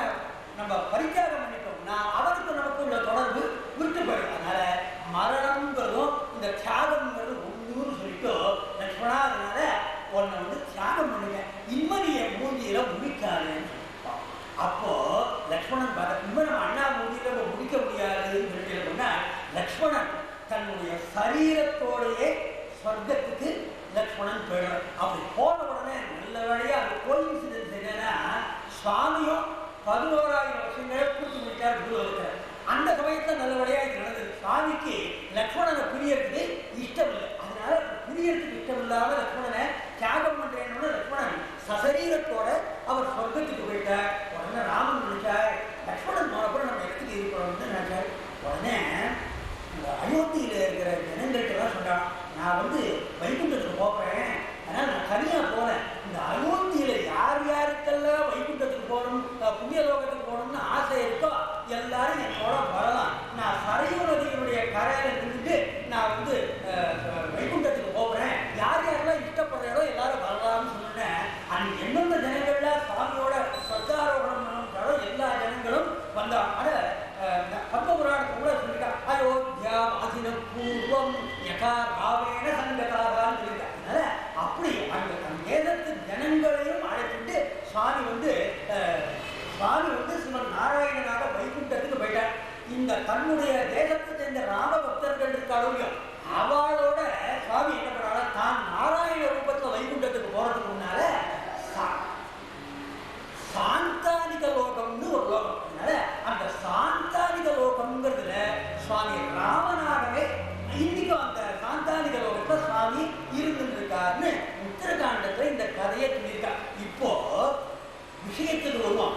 இங்க அந்த ரிஷியவர் தபஸ்விக்கு ராமன் பிரதிஜை பண்ணி கொடுத்துட்டாங்க. அந்த பிரதிஜையை காப்பாற்றணும். அந்த பிரதிஜையை காப்பாற்றணும்னா என்ன சங்கடம் வந்துட்டோ, இவருக்கு ரொம்ப பிரியமா இருக்கிற லக்ஷ்மணன் அங்க உள்ள வந்துட்டான். அப்போ லக்ஷ்மணன் யாருன்னா இவருக்கு வனவாச காலத்துல 13 வருஷங்கள் கைங்கரியம் பண்ணின பக்தர், பெரிய பாகவதோத்தமன். அதனால சாஸ்திரம் என்ன சொல்றது, சாஸ்திரம் என்ன சொல்றதுன்னா பக்தரை தியாகமே பண்ணக்கூடாது. பக்தனாய் இருந்தான்னா அவனை தியாகம் பண்ணக்கூடாது. பக்த பரித்தியாகம்ங்கிறது அது நிஷித்தம். பக்தனை தியாகம் பண்ணக்கூடாதுன்னு சாஸ்திரங்கள் சொல்லி. அதனால அப்படி பக்தனை நமக்கு வேணுங்கிற ஒரு பக்தனை நம்ம தியாகம் பண்ணிட்டோம்னா, நமக்கு வேணுங்கிற ஒரு பக்தனை நம்ம தியாகம் பண்ணிட்டோம்னா அது இந்த உலகத்துல தப்பாக பேசணும். இந்த உலகத்துல இருக்க ஜனங்கள் பக்தரை போய் தியாகம் பண்ணாரேன்னு சொல்லும். அதனால அந்த மாதிரி உலக ஜனங்கள் பேசுறதுக்கு வாய்ப்பு இருக்கு. அது நிஷித்தமான காரியம். ஆனாலும் அந்த பக்தனை தியாகம் பண்றதுங்கிற அந்த நிஷித்தமான காரியத்தை சுவாமி பண்ண முடியாது. எதுக்காக? பிரதிஜா பரிபாலனம் பண்றதுக்காக, தான் பண்ணின பிரதிஜையை காப்பாற்றுறதுக்காக பக்தனை தியாகம் பண்றதுங்கிற அந்த நிஷித்தமான காரியத்தை கூட சுவாமி பண்ண முடியாது. அதனால இந்த உலகத்துல அறியாமையினால, அஞ்ஞானத்தினால, விவேகம் இல்லாதனால சில பேர் மறைஞ்சு இருந்து அடிச்சா அது தப்புன்னு சொல்லுவாங்கிறதுக்காக, அப்படி அவ சொன்னா அது நிஷித்தமா போயிடுங்கிறதுக்காக சுக்ரீவன் முன்னால பண்ணின பிரதிஜையை நம்ம மீற முடியாது. அந்த பிரதிஜையை காப்பாற்றுறதுங்கிறதுக்காக இப்படிப்பட்ட ஒரு காரியத்தை சுவாமி ராமன் பண்ணினாருனால எல்லாமே தர்மசாஸ்திர பிரகாரமும் சட்ட பிரகாரமும் தான் நடந்திருக்குங்கிறதாக ரொம்ப இதாக. இப்போ இவ்வளவும் தர்மாபுரத்தில் சொல்லிவிட்டு இதோட முடிக்கணும். அதுதான் ஆச்சரியம். இதுக்கப்புறம் இன்னும் நிறைய விஷயங்கள் எழுதியிருக்காங்க. என்னன்னாலும் ஊர்வாயை கூட முடியாதுன்னு சொல்றாங்க. அதுக்காக அப்படி இந்த ஊர்வாயை கூட முடியாது ஒருத்தர் ஒரு மாதிரி சொல்லிட்டு இருப்பா, அதுக்கெல்லாம் பதில் சொல்லிவிடுவோம்னு இந்த தர்மாபுரத்துல சுவாரஸ்யமா பல விஷயங்களை சொல்லியிருக்காங்க. இப்போ சுவாமி பண்ணினது கரெக்டு, அதுல எந்த பிரசனமும் இல்லை, தர்மசாஸ்திர சரியா இருக்குன்னு நம்ம சொல்லிவிட்டோம் இல்லையா. ஆனாலும் இந்த பட்டிமன்றங்கள்ல தீர்ப்பு என்ன சொல்றாங்கன்னா, ராமன் செய்தது அதர்மம், ராமன் இப்படி பண்ணியிருக்கப்படாது அப்படின்னா அவருக்கு எல்லாம் சக்தி இல்லாதது மாதிரி, நேரடி யுத்தத்துக்கு போறதுக்கு அவரால் முடியாது, கையாளாக வந்துற மாதிரி அவர் பண்ணியது தப்பு, அது அதர்மம்ங்கிற மாதிரி தீர்ப்பு கொடுக்குறாரு. அப்படி கொடுக்குறாளே அதை பத்தி என்ன நினைக்கிறேன்னு கேட்டேன். அந்த மாதிரி இந்த உலகத்துல இருக்கிற ஜனங்கள்லாம் பேசிட்டு வராளே அதை பத்தி நீங்க என்ன நினைக்கிறீங்கன்னு கேட்டேன். அதுக்கு காமந்தக நீதி சாரத்துல என்ன பதில் சொல்லியிருக்குன்னா, அதுக்கு யம்மார்யாக்ரியமானம் ஹி சம்பந்தியாகமவேதினஹ சத்தர்மஹ யம் விகர்ஹந்தி தம் அதர்மம் பிரசக்ஷனே. பட்டிமன்றத்தில் அப்படி தீர்ப்பு கொடுக்குறாளே அது அதர்மம்னு சொல்றாளே அதை பத்தி நீங்க என்ன நினைக்கிறேன்னா, அது சம்சஸ்தேன்னு இருக்கு. அது என்னன்னா எது தர்மம் எது அதர்மம்னா எம் ஆர்யா கிரியமானம் ஹி சம்சந்தியாக வேதினா. இந்த உலகத்துல மகான்கள் இருக்கா, சட்டத்தை படிச்சவாறு இருக்கா, அந்த சட்ட நிபுணர்கள் சட்ட வல்லுநர்கள் மகான்கள் இருக்காளே, அவ எந்த காரியத்தை அவ சரின்னு ஒத்துக்கிறாரோ அது தர்மம். M ஆர்யாக கிரியமானம் he சம்சன் யாகவ வேதினா சத்தர்மா. சட்ட நிபுணர்கள் சட்ட வல்லுநர்கள் தர்மசாஸ்திரத்தை கரைச்சு கொடுத்தவா அவ ஒரு காரியத்தை சரின்னு சொன்னா அது தர்மம். அவ ஒரு காரியத்தை சரி இல்லைன்னு சொன்னாக்க அதுதான் அதர்மம். அதனால இந்த மாதிரி ராமாயணத்தையும் சரியா படிக்காம, ராமாயணத்துக்கு வியாக்கியானங்களையும் சரியா படிக்காம, ஆளுக்கு 5 நிமிஷம் பேசிட்டு கடைசியில ராமன் குற்றவாளின்னு சொன்னாக்க அவ அது அதர்மம்னு சொன்னா அது அதர்மம் ஆகாது. யார் சொல்லணும்? சட்ட நிபுணர்கள் தர்மசாஸ்திரத்தை கரைச்சு கொடுத்தவா அவ சொன்னாதான் அது அதர்மம் ஆகும். அதனால எங்க மாதா மகி இருந்தார், எங்க அம்மாவோட அம்மா, அவளோட அப்பா பிரம்மஸ்ரீ சுந்தர சாஸ்திரிகள்னு பேரு. அவர் ஸ்ரீமத் ராமாயணத்தை ரொம்ப அழகா பிரவச்சனம் பண்ணுவார். அவரை மாதிரி பிரவச்சனம் பண்ணுவா யாரும் கிடையாது. ஆனா அவளுடைய பிரவச்சனத்துக்கு ரொம்ப கூட்டம் வந்து. அவள் எப்படி பிரவச்சனம் பண்ணியிருக்கான்னா, அவர் பிரவச்சனம் பண்ற போது கொஞ்சம் பேர் தான் இருப்பா. ஆனா அவன் எல்லாருமே பெரிய ஜட்ஜஸா இருப்பா அல்லது அட்வொகேட்ஸா இருப்பா. அந்த காலத்துல வக்கீல்கள் நீதிபதிகள் தான் நிறைய அவரோட உபன்யாசத்தை உட்கார்ந்துருப்பான். அதுல ரொம்ப முக்கியமான ஒருத்தர் யாருன்னு சொன்னாக்க, அந்த காலத்துல பிரிட்டிஷ் காலத்துல நம்ம பாரத தேசத்தை பொறுத்தவரை ஹைகோர்ட் நீதிபதிகளை நியமனம் பண்ணவே மாட்டோம். அவ பிரிட்டிஷ்காரர்களே ஹைகோர்ட்ல நீதிபதிகளா இருப்பாங்க. பாரத தேசத்தை பிறந்தவாளை நீதிபதிகளா ஆக்கிற வழக்கமே இல்லை. அந்த சம்பிரதாயத்தை மீறி திருவாரூர் கோவில்ல கோவில் வளத்திலேயே படிச்சு ஏழ்மையான குடும்பத்திலேருந்து வந்த சர்டி முத்துசாமி என்கிறவரை அவளை முதல் ஹைகோர்ட் ஜட்ஜாக அவரை அப்பாயிண்ட் பண்ண. அதனால அந்த சர்டி முத்துசாமி என்கிறவர் தான் முதல்ல பாரத தேசத்தை சேர்ந்த ஒரு ஹைகோர்ட் ஜட்ஜா நியமனமானவர். இந்த கதை 120 வருஷத்துக்கு முன்னால கதை. அவாத்துல தான் இவர் நிறைய உபன்யாசம் பண்ணியிருக்கார். அவாத்துல உபன்யாசம் பண்ற போது அவருக்கு வேணுங்கிற மித்த ஜட்ஜஸ் மித்த வக்கீல்கள் எல்லாரையும் கூட்டிட்டு அவ முன்னால உபன்யாசம் பண்ணுவா. அந்த வக்கீல்கள்லாம் எல்லாரும் கையில ராமாயண புஸ்தகத்தை எல்லாரும் அவ வச்சிருந்திருப்பா. இவர் புஸ்தகம் இல்லாம சொல்லிட்டு வருவார். அவள்லாம் என்ன பண்ணுவா, இந்த காலத்துல இருக்க ராமாயண உபன்யாசம் மாதிரி கிடையாது. இப்ப அவளை தெரிஞ்சதை ஏதோ சொல்லிட்டு போயிடுறான். அப்ப என்ன பண்ணுவாங்க, எல்லாரும் புஸ்தகத்தை வச்சுட்டு நடுவுல சந்தேகங்கள் கேட்பான். எல்லாரும் அட்வொகேட் ஜட்ஜஸா இருப்பான். அவள்லாம் கேட்கிற கேள்விக்கெல்லாம் இவ பதில் சொல்லுவான். அந்த மாதிரி அப்படியெல்லாம் அவ கேட்கிற கேள்விகளுக்கெல்லாம் பதில் சொல்லி அவளெல்லாம் சந்தோஷப்படுத்தி ஒரு சின்ன சேம்பர் ஆடியன்ஸுக்கு அவ உபன்யாசம். அவ பாட்டி சொல்லுவா, அப்படி முத்துசாமியராத்துல தான் தாத்தா பிரம்மஸ்ரீ சுந்தரதாஸ் உபன்யாசம் பண்ணியிருக்க. அந்த ஜட்ஜஸ்லாம் என்ன தெரியுமா பண்ணுவா அந்த காலத்துல, எங்க பாட்டி சொல்லி நான் கேட்டுருக்கேன். அது அவ தாத்தா மூலம் அவளுக்கு தெரிஞ்சிருக்கு. அவ என்ன சொல்லுவா, அந்த காலத்துல இந்த மாதிரி இருந்த இந்த ஜட்ஜஸ்லாம் என்ன பண்ண, அதுக்கப்புறம் நிறைய இந்தியன் ஜட்ஜஸ்லாம் ஹைகோர்ட்டுக்கு லோயர் கோர்ட்ஸ் எல்லாத்துக்கும் வந்துட்டா. அந்த ஜட்ஜஸ்லாம் என்ன பண்ணுவாங்கன்னாக்க, இன்னைக்கு ஒரு குறிப்பிட்ட நாள்ல காத்தால இந்த கேஸ்ல நான் தீர்ப்பு சொல்றேன்னு சொல்லிடுவா. எல்லாரும் வந்துடுவா. வந்த உடனே அவருக்கு எப்படி சொல்றதுன்னு தெரியாது அந்த ஜட்ஜுக்கு. ஏன்னா அந்த வாத பிரதிவாதங்களை கேட்கறதுனால எந்த பக்கம் கரெக்டா சொல்லணும், எது இதா இருக்குது கொஞ்சம் சந்தேகம் மனசுல இருக்குதுன்னா, காத்தால சொல்றேன் தீர்ப்புன்னு சொன்னவங்க இன்னைக்கு காத்தால இல்லை, தீர்ப்பு ஒத்திவைக்கப்பட்டது, மத்தியானம் வாங்க எல்லாரும் மத்தியானம் தான் தீர்ப்பு சொல்லுவேன்னு சொல்லுவாங்க. அந்த காத்தால தீர்ப்பு சொல்லாம மத்தியானம் தீர்ப்பு வழங்குறதுக்குள்ள அந்த லஞ்ச் டயத்துல அந்த சேம்பர்ல போய் உட்கார்ந்து அந்த நீதிபதி என்ன, நமக்கு சந்தேகம் இருக்கு, இந்த சந்தேகத்தை பூர்த்தி பண்ணிக்கிறதுக்கு என்ன பண்ணலாங்கிறதுக்காக இந்த வாதிவத கட்டம் இருக்கோல்லையே ராமாயணத்துல, ராமாயண புஸ்தகத்தை சேம்பர்ல வச்சிருப்பார் ஜட்ஜு. அந்த மாதிரியா அந்த காலத்துல பிரிட்டிஷ் நீதியில தீர்ப்பு சொல்லியிருக்காங்க. அந்த வாதிவத கட்டத்தை படிப்பாளா அந்த ஜட்ஜு. அதை படிக்கிற போதோ இந்த 2 கட்சியில எது சரின்னு அந்த கட்டத்தை படிக்கிற போது அவளுக்கு தோன்றதோ அது பிரகாரம் தான் அந்த நாள்ல தீர்ப்பு வழங்கியிருக்காரு பாட்டு சொல்லி நான் கேட்டிருக்கேன். அது வாஸ்தவம் கூட பல பேர் விட அதை உறுதிப்படுத்தினேன். அதனால அந்த மாதிரி பெரிய சட்ட நிபுணர்கள்லாம் வாதி மதத்தை படிச்சு ஏன் தீர்ப்பு சொன்னாங்க, சுவாமி சஞ்சகாரியம் தர்மம்னு அவ நினைச்சா. அதனால அவ சட்ட வல்லுநர்கள் தர்மசாஸ்திரம் தெரிஞ்சவா எதை தர்மம் நினைக்கிறாளோ அதுதான் தர்மமே இல்லைய. சாதாரண ஒரு மீட்டிங்ல ராமாயணத்தையும் படிக்கல, வியாக்கியானத்தையும் படிக்காம அது ராமர் வந்தது தப்பு, மறைஞ்சு அடிக்கிறது அதர்மம்னு சொன்னா அது அதர்மமாகாதுங்கிறதாக தர்மாபுதம் யார் தர்மம் அதர்மங்கிறத தீர்மானம் பண்றவா அதை பொறுத்துதான் தர்ம அதர்மம் இல்லைய. கண்டவாழ்னா எதையும் அதர்மம்னு சொல்ல முடியாதுங்கிறதாக தர்மாபுதம் வியாக்கியானத்துல ஒரு சுவாரஸ்யத்தை சொன்னான். இதை கேட்டோன்னே சில பேர் நம்மளாம் மேல் கொண்டு ஆட்சேபனை பண்ணலாம். இதை கேட்டப்பறம் கூட என்ன ஆட்சேபனை பண்ணலாம்னாக்க, சரி நீங்க சொல்ற சட்ட வல்லுநர்கள்லாம் சுவாமி பண்ணத தர்மம்னு சொல்லிட்டா, இருந்தாலும் சில பேர் மறந்து இருந்தாலும் தப்புன்னு சொல்றாங்களோ, அப்போ அப்படி சில பேர் பேசுற காரணத்தினால சுவாமியுடைய புகழுக்கு ஒரு கெடுதல்னு வந்துருக்காரு. ஒரு கீர்த்திங்கிறது கெட்டு போயிருக்கு, சுவாமியுடைய அபகீர்த்திங்கிறது சுவாமிக்கு வந்திருக்கு. இந்த அபகீர்த்திங்கிறது ரொம்ப கொள்ளாது. அவன் என்ன ஆட்சேபம் பண்றான் இவ்வளவு கேட்டதுக்கு அப்புறம் கூட மேற்கொண்டு என்ன ஆட்சேபம்னா, சில ஜனங்கள் நிகிதா ராமர் தப்பு பண்ணிட்டாருனால அவருக்கு அபகீர்த்திங்கிறது ஒன்று ஏற்படுது.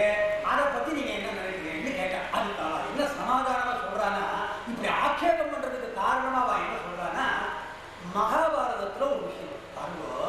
நம்ம தர்மாபுதம் வியாக்கியானத்துல இந்த உலகத்துல இருக்கிறவாழ எப்படின்னா எதிர்த்து பேசலாம், எப்படியெல்லாம் ஆட்சேபம் பண்ணலான்றதுலாம் அவன் எதிர்பார்த்து எல்லாத்தையும் நீங்க ராமருக்கு அபகீர்த்திங்கிறது வந்தது தானே. அவர் பண்ணினது தர்மமாவே இருக்கட்டும், அபகீர்த்திங்கிறது வந்து ராமனுக்குன்னு கேட்டாங்க. அதுக்கு என்ன சமாதானம் சொல்ற,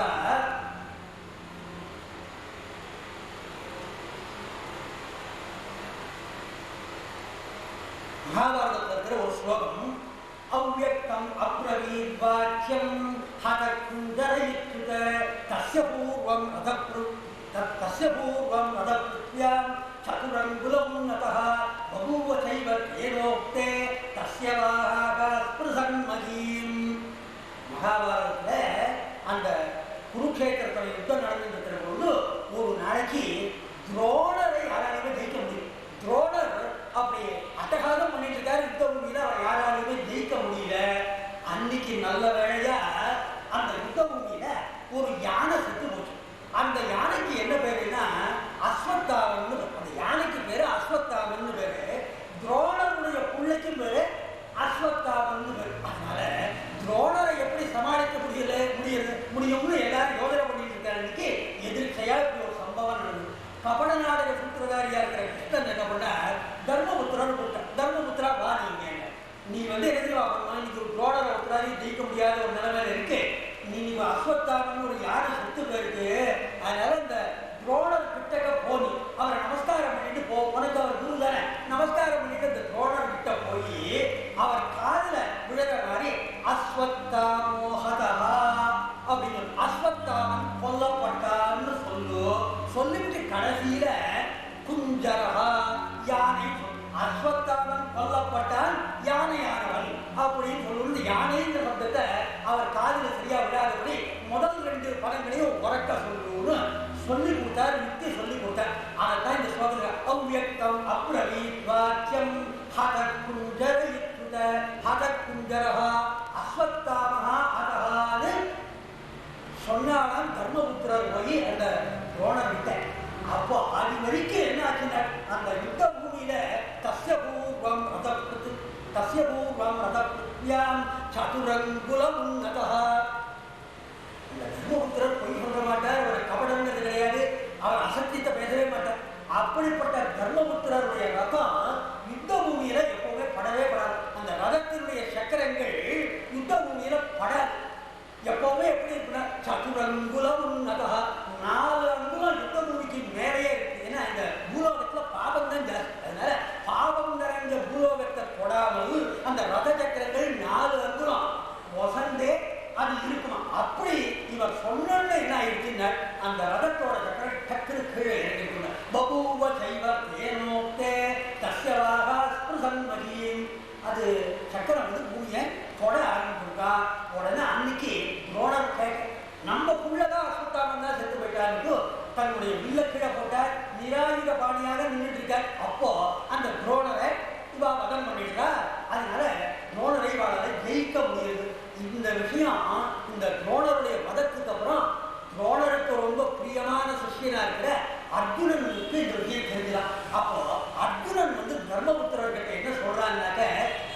ஸ்தாஸ்யதி சாகீர்த்திஹ த்ரைலோக்யே சகராசரே ராமே வாலிவதாத்யத்வத் ஏவம் துரோணே நிபாதிதே. அவன் என்ன சொல்லிட்டா, அர்ஜுனன் தர்மபுத்திரத்தை அவனுக்கு ஒரே கோபம், நம்ம அண்ணா இப்படி கபடமா நடந்துட்டாரு, என்ன அவனுக்கு துரோணர் மேல குரு பக்தி ஜாஸ்தி, அதனால தர்மபுத்திரத்தை வந்து என்ன காரியம் நீங்க பண்ணீங்க, இப்படி நீங்க அதர்மத்துல நீங்க ஈடுபடலாமா, உங்களுக்கு என்ன தெரியுமா ஆக போறது,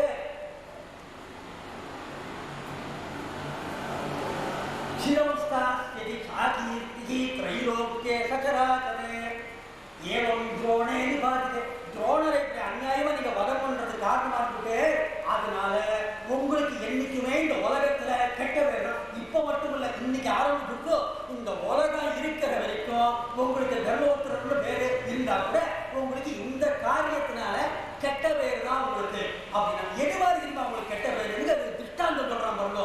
ராமே வாலிவதாத்யத்வத், ராமர் வாலிய வதம் பண்ணாருன்றதுனால அவருக்கு எப்படி இந்த உலகத்துல பேர் கொஞ்சம் கெட்டு போயிருக்கோ, அபகீர்த்தி ஏற்பட்டிருக்கோ, அந்த மாதிரி உங்களுக்கும் அபகீர்த்தி வந்து இந்த உலகத்திலேயே சாஸ்வதமா இருக்க போகுதுங்கிறதாக அர்ஜுனன் சொன்னானா.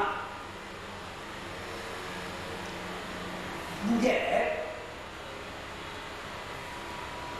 மகா ராமாயணத்திலேயே வனபர்வத்துல ஒரு ஸ்லோகம் இருக்கு.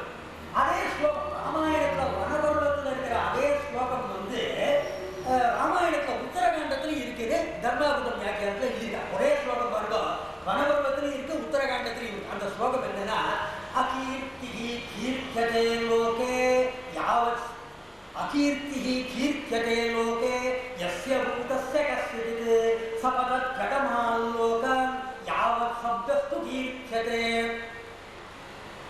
இந்த உலகத்துல யாரா இருந்தாலும் சரி விதி விலக்குங்கிறதே கிடையாது.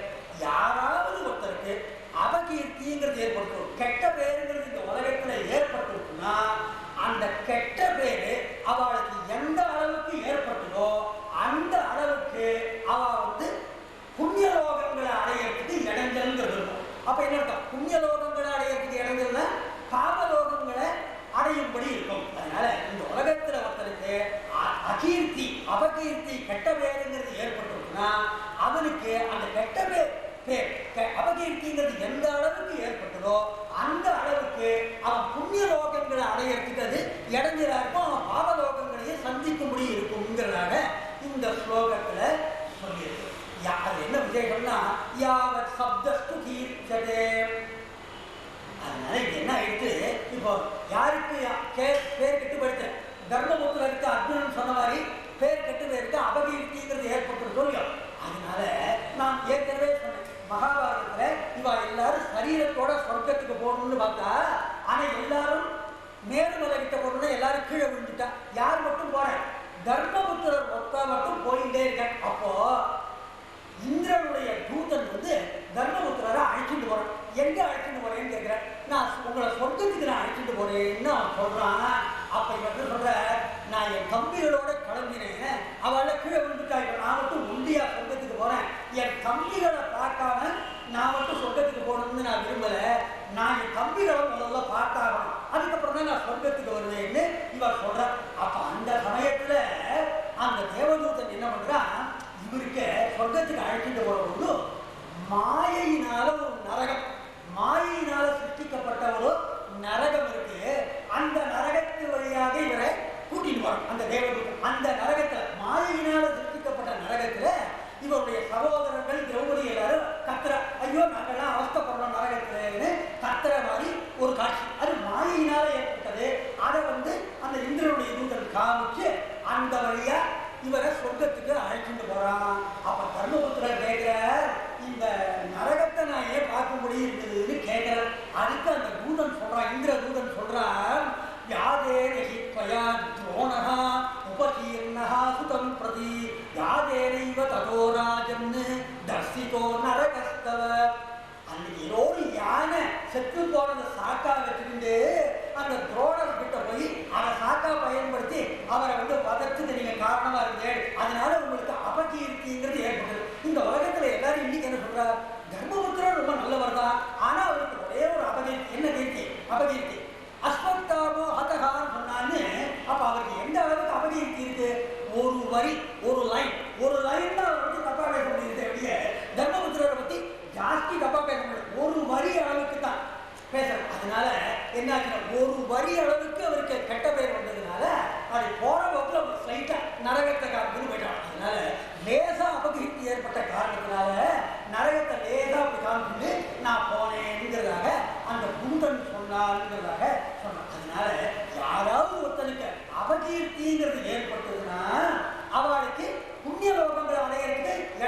இவர் நியாயமா பார்த்தா சொந்த லோகத்துக்கு நேர போயிருக்கணும். ஆனா எதை பார்க்க முடியாது, நரகத்தை ஸ்ட்ரைட்டா பார்த்துட்டு அப்புறம் போக முடியாது. அதனால ஒருத்தருக்கு அபகீர்த்திங்கிறது ஏற்பட்டதுன்னா அது புண்ணிய லோகம், சொர்க்கத்தை அடையிறது இடைஞ்சலா இருக்கு. எதை பார்க்க முடியாது, நரகத்தையும் பார்க்க முடியாது. அதனால சட்ட நிபுணர்கள், சட்ட வல்லுநர்கள்லாம் ராமன் பண்ணியது சரியா தர்மம்னு சொல்லட்டும். இருந்தாலும் இந்த உலக பேச்சினால ராமனுக்கு என்ன வந்துருச்சோ, ஒரு வரி அளவுக்கு கெட்ட பேர் இருந்தது. எப்படி தர்மபுத்திரனுக்கு அஸ்வத்தாவோ அதகான்னு சொன்னார்னு அந்த ஒரு வரி அளவுக்கு எப்படி அபகீர்த்தி ஏற்பட்டதோ அது மாதிரி ராமன் மறைஞ்சு அடித்தார் அப்படிங்கிற ஒரு வரி அளவுக்கு அவருக்கு அபகீர்த்தி ஏற்பட்டுங்கிறதாக சில பேர் ஆட்சேபம். அதனால அந்த அபகீர்த்தி ராமருக்கும் ஏற்பட்டிருக்கு. அதனால ராமருக்கும் அது புண்ணிய லோகங்களை அடையிறதுக்கு அது இடைஞ்சலா இருக்குமேங்கிறதாக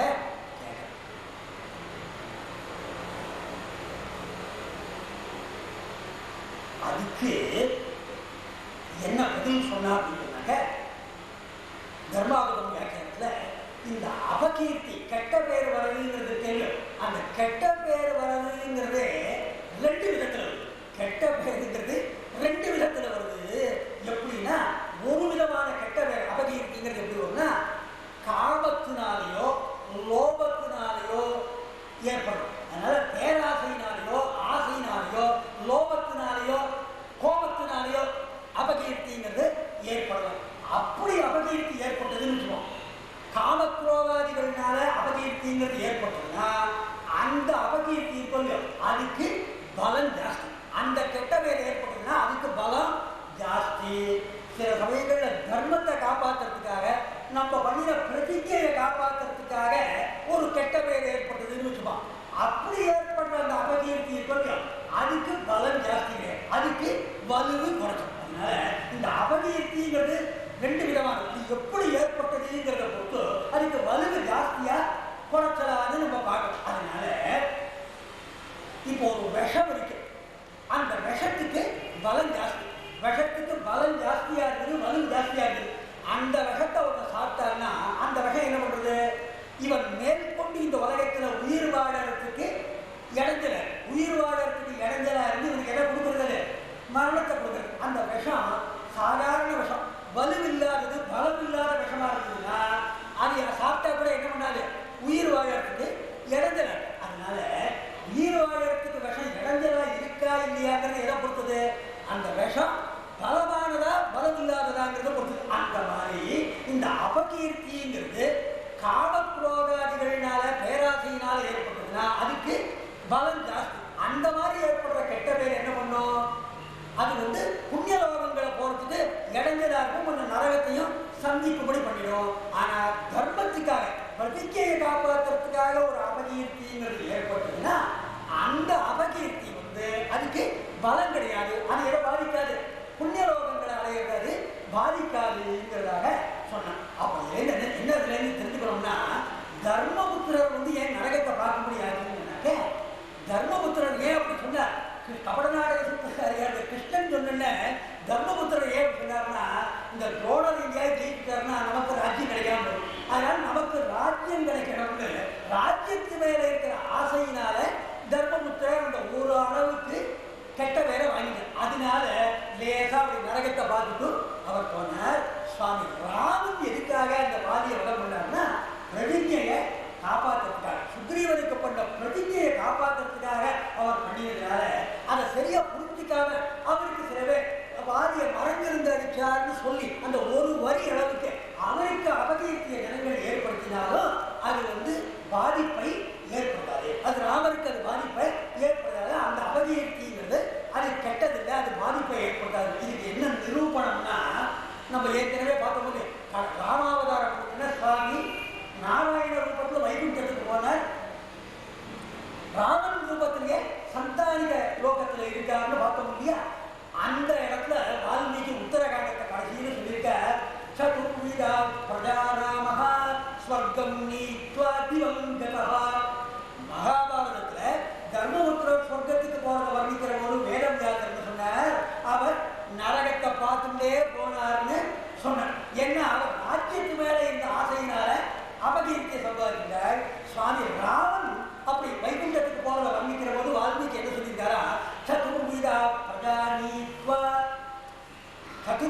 பிரஜா ராமஹா ஸ்வர்க்கம் நீத்வா திவங்கதா.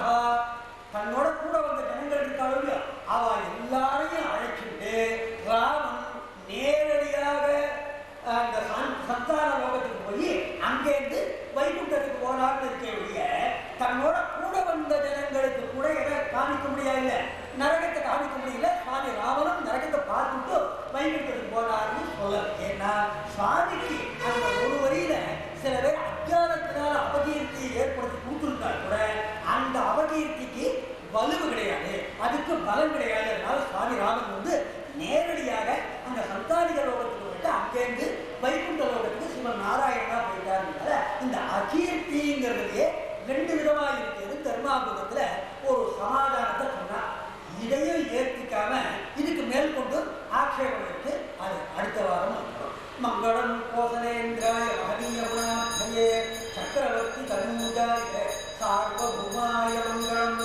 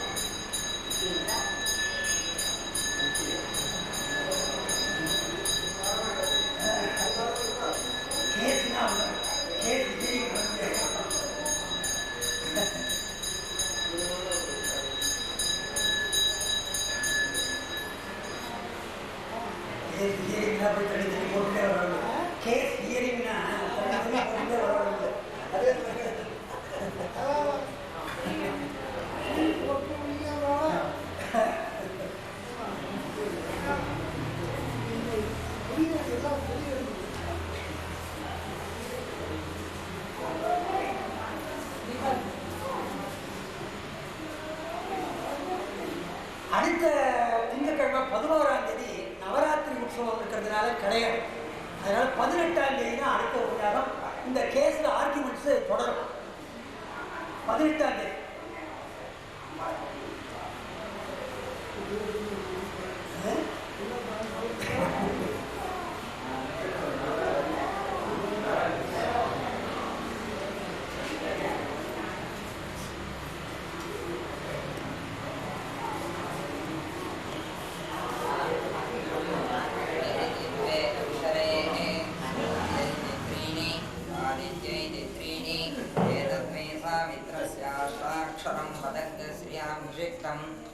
एवं वेद श्रिया हैवाभिषिच्यते।